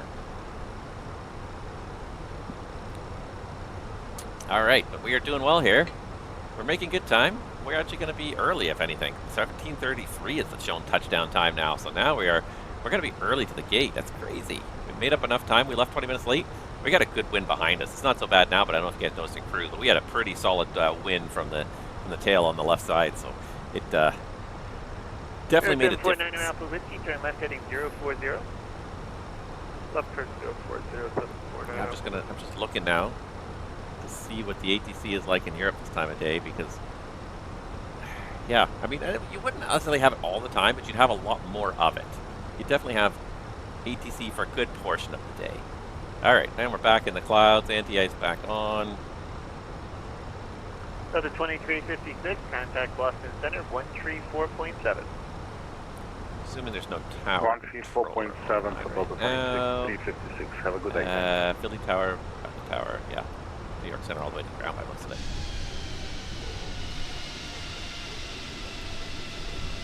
$1,000 to go. Thank you. Just trying to kind of create some screenshots that maybe I can use with the title card.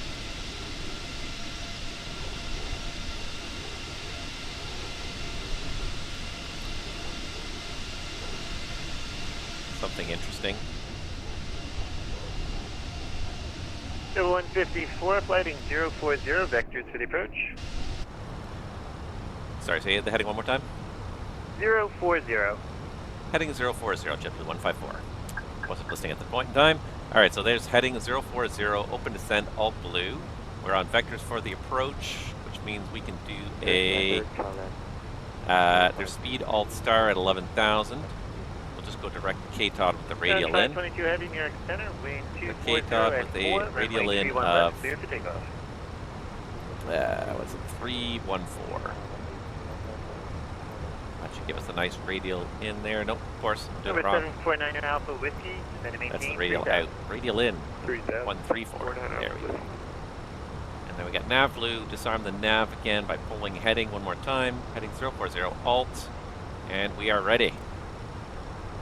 All right, let's go ahead to the in-range checklist now and get it over done with. Before my throat dies altogether. Approach checklist. Roll left. 3042 inches set. 30. Again, 2811, contact set. Boston Center, Sequence. 134.7. 134.7. On. 2811. Minimum. Have a good day, sir. Thank you. 217 feet set. Saudi 557, turn left heading 040. Low. Armed. Engine mode selector. Normal. JetBlue 154, descend and maintain 3000.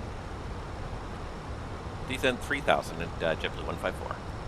3,000 feet set. We're up to 3,000. Checked. Thrust idle, open descent, all blue. New York Center, Golf Bravo, Bravo Cessna 152, ramp 138 New York, request VFR to Rally Durham.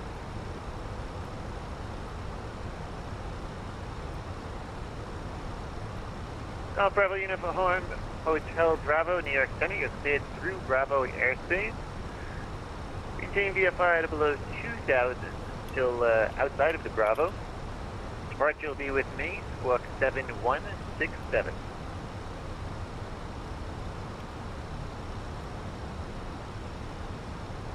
Okay, clear through the Bravo airspace. Got my 2,000 feet until outside numbers the reset airspace. for this. 3,000 feet. Departure with you. Why was it above 250? Shouldn't have crossed 250. Yeah, see, I'm not even paying attention. Bravo, Uniform Hotel Bravo, read back correct. Expect runway 22 right for departure. Call ready for taxi. Okay, local when ready to taxi. Really need to stop focusing on the streaming and start checking into the flying here. All right, there's 10,000. 2437, contact Washington Center, 3,000. I got constraint. I got the LS button up. He's got the LS button up. Stand by.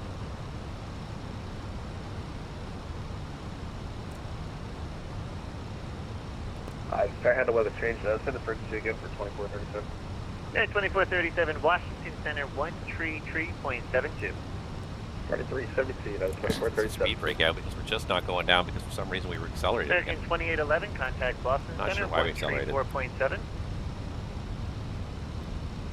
I really am not sure at all why we accelerated. American 2811, Boston Center, 134.7. All right, let's see where that bottom of descent point comes up to there. Okay, that's not unreasonable. We can make this work. If we waited much longer, though, we probably would make this work. All right, let's also get our landing prepared here. Terminal 5, Gate 6. JetBlue Airways. Nice. Nice, that was easy.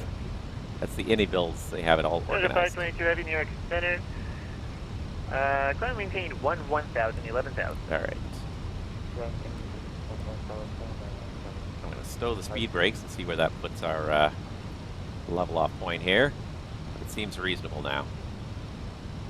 Yep, we're going to level off at 3,000 feet before we even hit the localizer there, so that's okay. Saudi 557, turn left heading 340. Needs a little help decelerating, but now it's runway doing pretty 31 good. right. I don't see any need to have the engine anti-ice on anymore either, which also will help us slow down and go down if we take that, because we'll take the idle a little 749 lower. Alpha Whiskey, turn left heading 310. Left turn 310, All right. 49 Alpha Whiskey.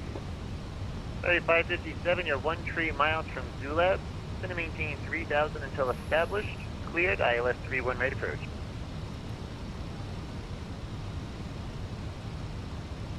that us? That was us, was it? Maybe it was us.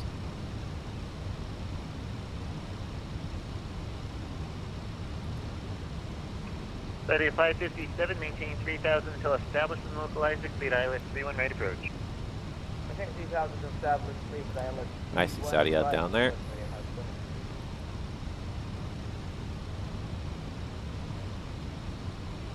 Alright. So 749 Alpha Whiskey, time left heading 250. Number 2 right now for JFK, that's okay. Left turn 250 to intercept the local laser 749 Alpha Whiskey. I can see the traffic there, we're following. 749 Alpha Whiskey, Just right there, just flashing very faintly. 3000 until established. Complete ILS 22 approach. Very clear for the ILS 22 approach at 3000 still correct code for 749 Alpha Whiskey. Study of 557, maintain 180 knots or greater until a 5 mile final. 180 knots or greater until final, study of 557.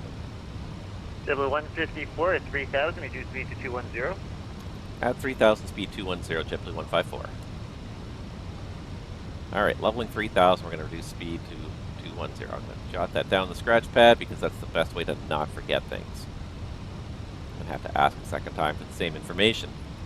Bravo to Bravo, apologies, I had to restart earlier. Alright, no worries. And I hit the deceleration waypoint there, so we're going to reselect the speed back to 250 for now, finish the descent, and once we level, we will decelerate.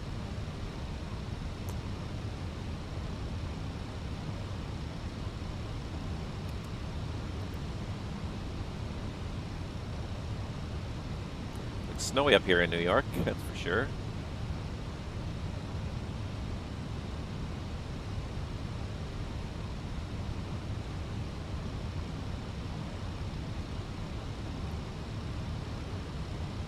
Frontier Flight 1778 is going to maintain 8000.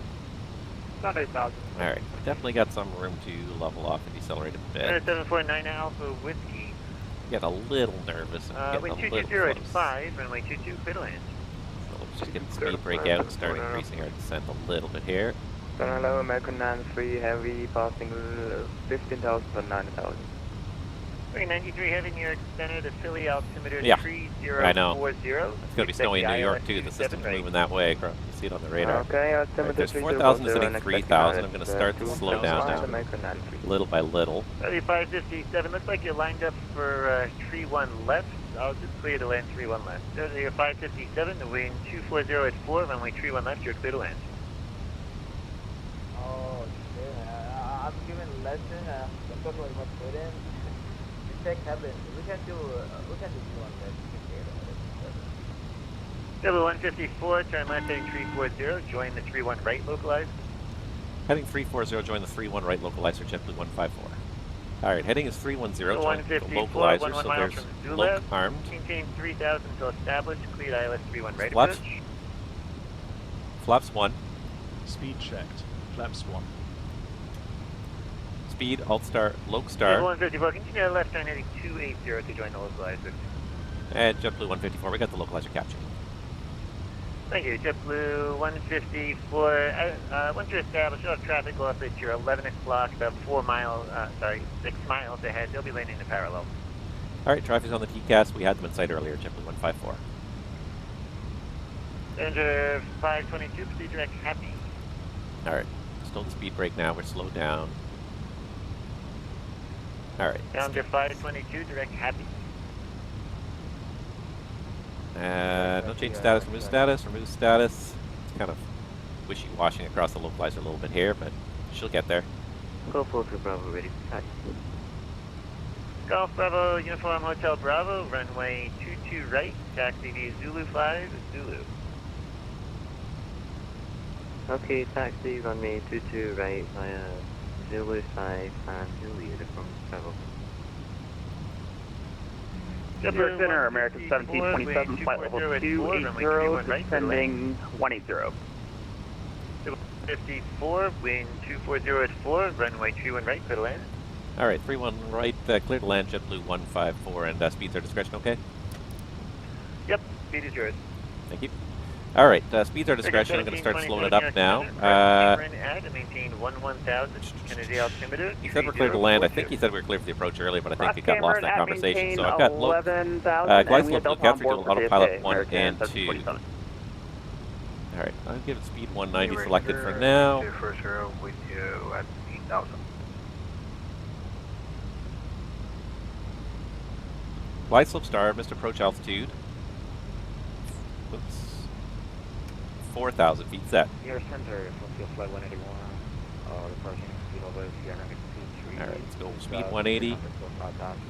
Flaps 2. Speed checked. Flaps Fuel 2. flight 181, New York Center, radar contact.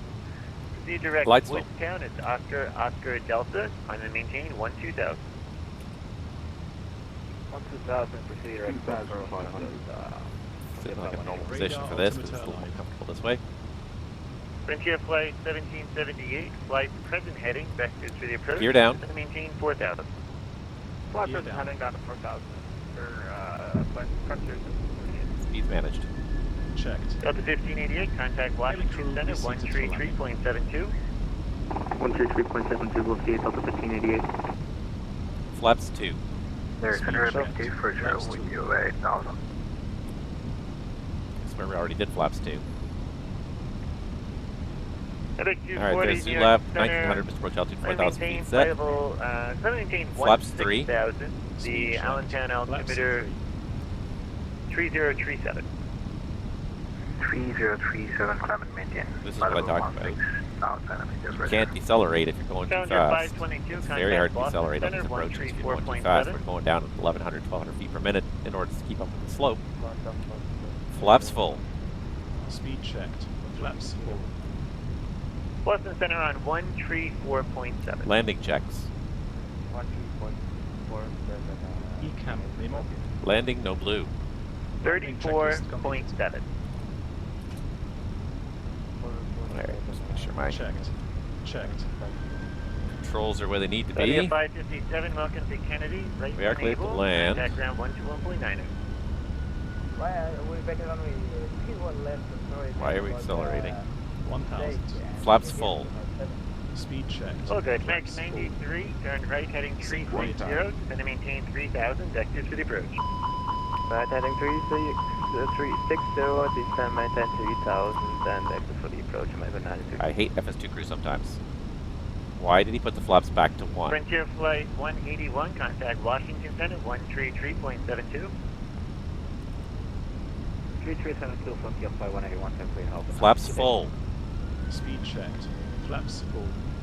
And Center, this is 749er Alpha Whiskey off on Charlie. Would like to go to General Aviation, but I believe we took left or right. There's 749 Alpha Whiskey. Are you able to right turn onto Charlie Yankee? Yeah, we can make the right on Charlie Yankee cross the runway. 79 Alpha Whiskey, enter the parking via Charlie Yankee, and then are you parking at the terminal or at the transient? Continue.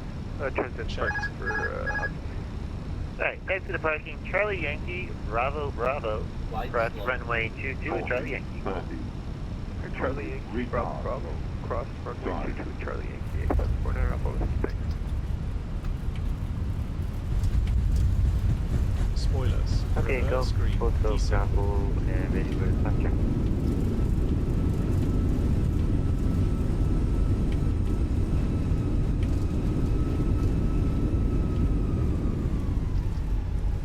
knots. Manual brakes.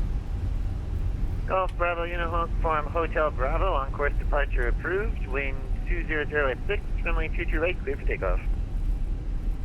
Okay, departure approved, runway 22 right, clear for takeoff, Uniform Bravo.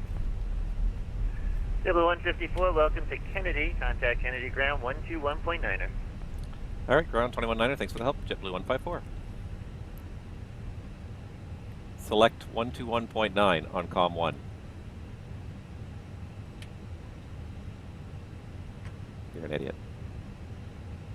I don't know why he kept on going back to flaps 1.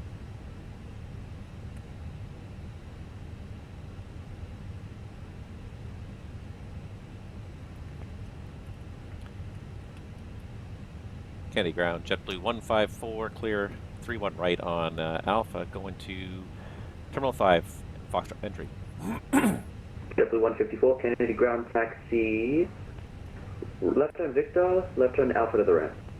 Left turn Victor, left turn Alpha to the ramp, JetBlue 154. Yeah. I don't know why he kept doing that. And it was just like, it's one of those like sim things. I was like, I was so close to doing a go around too, and I said, maybe we can get away with not doing the go around. Like I was like, we were like at 100 feet by the time we got the speed in within limits. So like we got kind of a normal landing at the end, but it was certainly not for lack of his trying to get us to go and do a go around. It was really, that was frustrating. And sometimes this is one of the things I don't like about FS2 Cruise. You end up with these things where like it just does weird things like that, and it's ruining your flight. And it's like, okay, like the real world, like I do a go around. Absolutely, we do a go around. All right, we do not need the engine or the wing anti-ice. Why are you turning the wing anti-ice on the ground, dude? Oh my god! Stop pressing buttons. Just stop pressing buttons. You are a terrible FO. You are a terrible FO. Sometimes in the sim world, you just sort of like swallow some of these things. It's like, I'm just going to accept that this is not going to be quite as ideal as it should be or could be.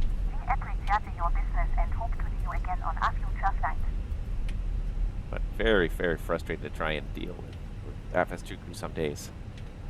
Yeah, well, the feeling is mutual. He hates me, and right now I hate him too. And this is sometimes it's the way it is when you're a captain too. Is like the people you're flying with, you may not hate them, but they may not be experienced enough or knowledgeable enough. Like you know, at the end of the day, the captain's responsible for everything that happens. So the captain is.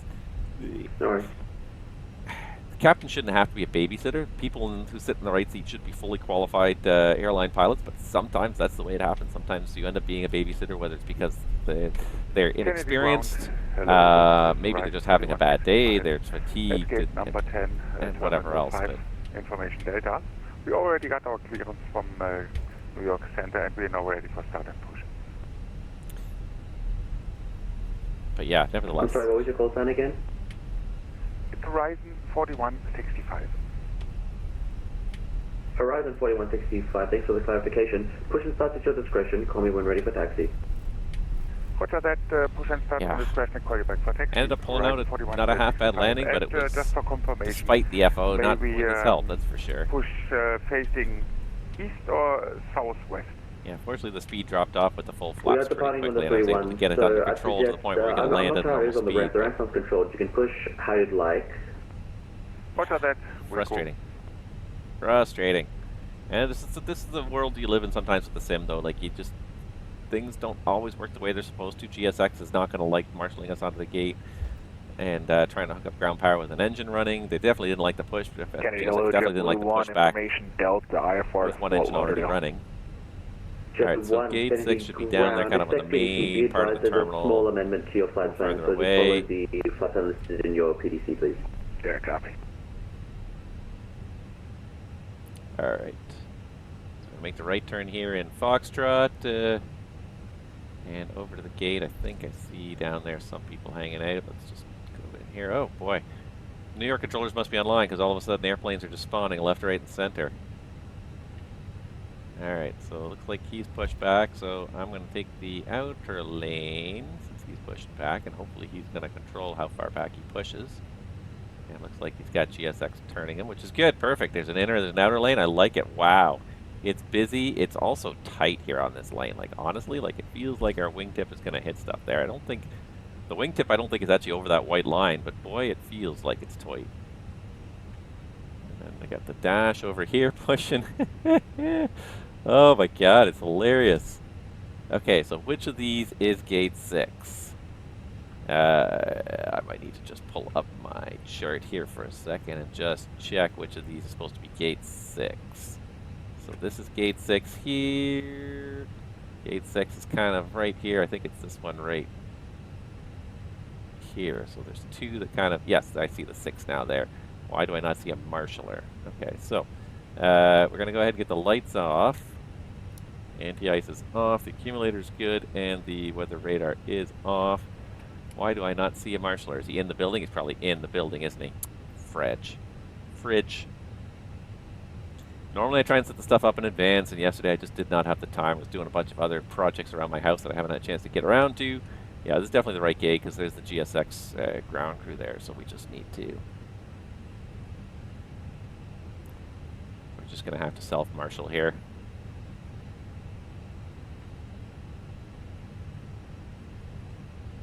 This airplane really wants to get up and go. She's lightly loaded now. Not much gas in the tanks. There's A320 is the first line here, so I think we're going to have to do the self-marshal here. So we're going to go to the exterior view. There we go. Now I can see it. Just got to see the nose wheel. See where it hits that first line. That's it there. And we're definitely well within the spot. Perfect. Love it. All right. Park and brake. We do not have an APU available, so shut down engine 1. And then we can hook up the ground power. So sometimes you'd have external ground power, sometimes they'd actually have to move the bridge into place. So what we're going to do is we're just going to go ground power on. And there we go. Ground power is on. Perfect. Now we can pull engine 2. Seatbelts off. And wow, look at us. It's 41. We're 9 minutes ahead of schedule here at the gate. Love it. Wow, that was well done. All right, beacon off. This should get Fenix to bring the bridge over, and we're good. All right, so engines are going down, the beacon's off. Slides are all disarmed, so we can turn everything off. So you want to see the slide disarm before you kind of move on. You want to make sure that they do get disarmed, because if there's a slide armed and that door opens, you're going to have problems. All right, so that's that. We'll just deselect everything up here. Reset the altitude to basically 0. 100 is the lowest altitude you can get in this thing, so that's what you reset it to. 100. All right, so let's check those wheels. We did use a fair bit of brakes, but it was mostly reverse, so they're even not heating up all that much, all things considered. All right, so status, nothing unusual on there. Fuel burn, so 6.2, 3.1, that adds up to about 9.3, 9.4, which we started with, so that's good. 1.7, 1.6, 1.7, that's all good. All right. Taxiway, and we are able for golf. Shutdown checklist. We are also able to depart from intersection Kilo. Parking checklist. Horizon 4165. Roger, runway 31 left at Kilo's on request. For now, set. Runway 31 left taxi via right turn set Alpha, hold short golf. Engines. Off. Right on Alpha, holding short golf. Yes, but we are facing towards golf, off. So maybe we can taxi straight to golf. Off. Parking checklist complete. In that case, hold short Alpha at golf for now. Roger that, we are holding short at Alpha. All right, so we are done. He is muted, so everyone's getting off the airplane. We're here. We finished it. Woo! Despite the FO's best attempts to kill me, we survived. All right, please remember to submit your flight. Well, if you'd let me actually touch the window, then that's what we're going to do. Kilo, taxi via right turn Alpha. All right. Kilo. So submit flight. Are you sure you want to submit this? Stand by for the distance. Yes.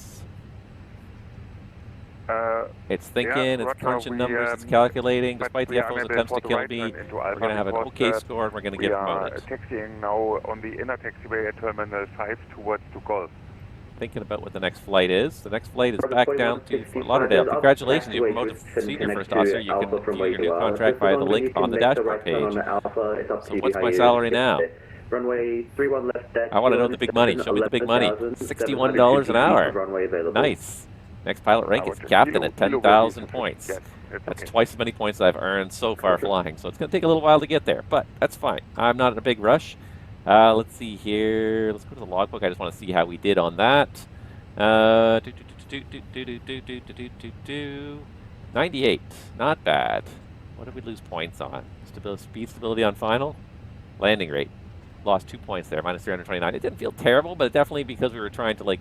And sorry for the inconvenience. I mixed up the right turn with the left turn, so sorry. Get down there. Wow. It's fine. Oh no! You son of a bugger. And that's what happens sometimes. And that's the end of that. Really? Well, that's the end of that stream. Because now we're flying below the ground. Darn you. All right, we'll get rid of that.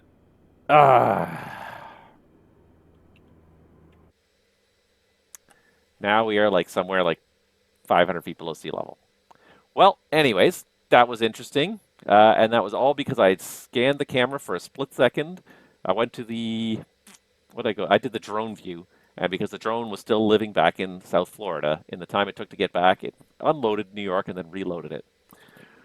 Oh my God. Well, that was fun. Okay, well, I guess that's it. Nothing even to look at. So, guys, thank you so much for watching. Oh, fun with the sim. You've just got to sometimes shake your head. Most of it works really well, and every once in a while you get something that just is a little effed up. I'm hoping that certainly Chase Plane will not suffer from these faults when it releases, because I can't wait. When Chase Plane comes, yeah, don't worry, 2024 is better. Yeah, I'm sure. I'm sure when Chase Plane comes out, we'll solve some of these camera issues that we have with the default. But for now, anyways, thank you guys for watching me fall below the surface of JFK. And I will see you guys all on the next stream. Take care. And have a great week out there. We'll see you all real soon.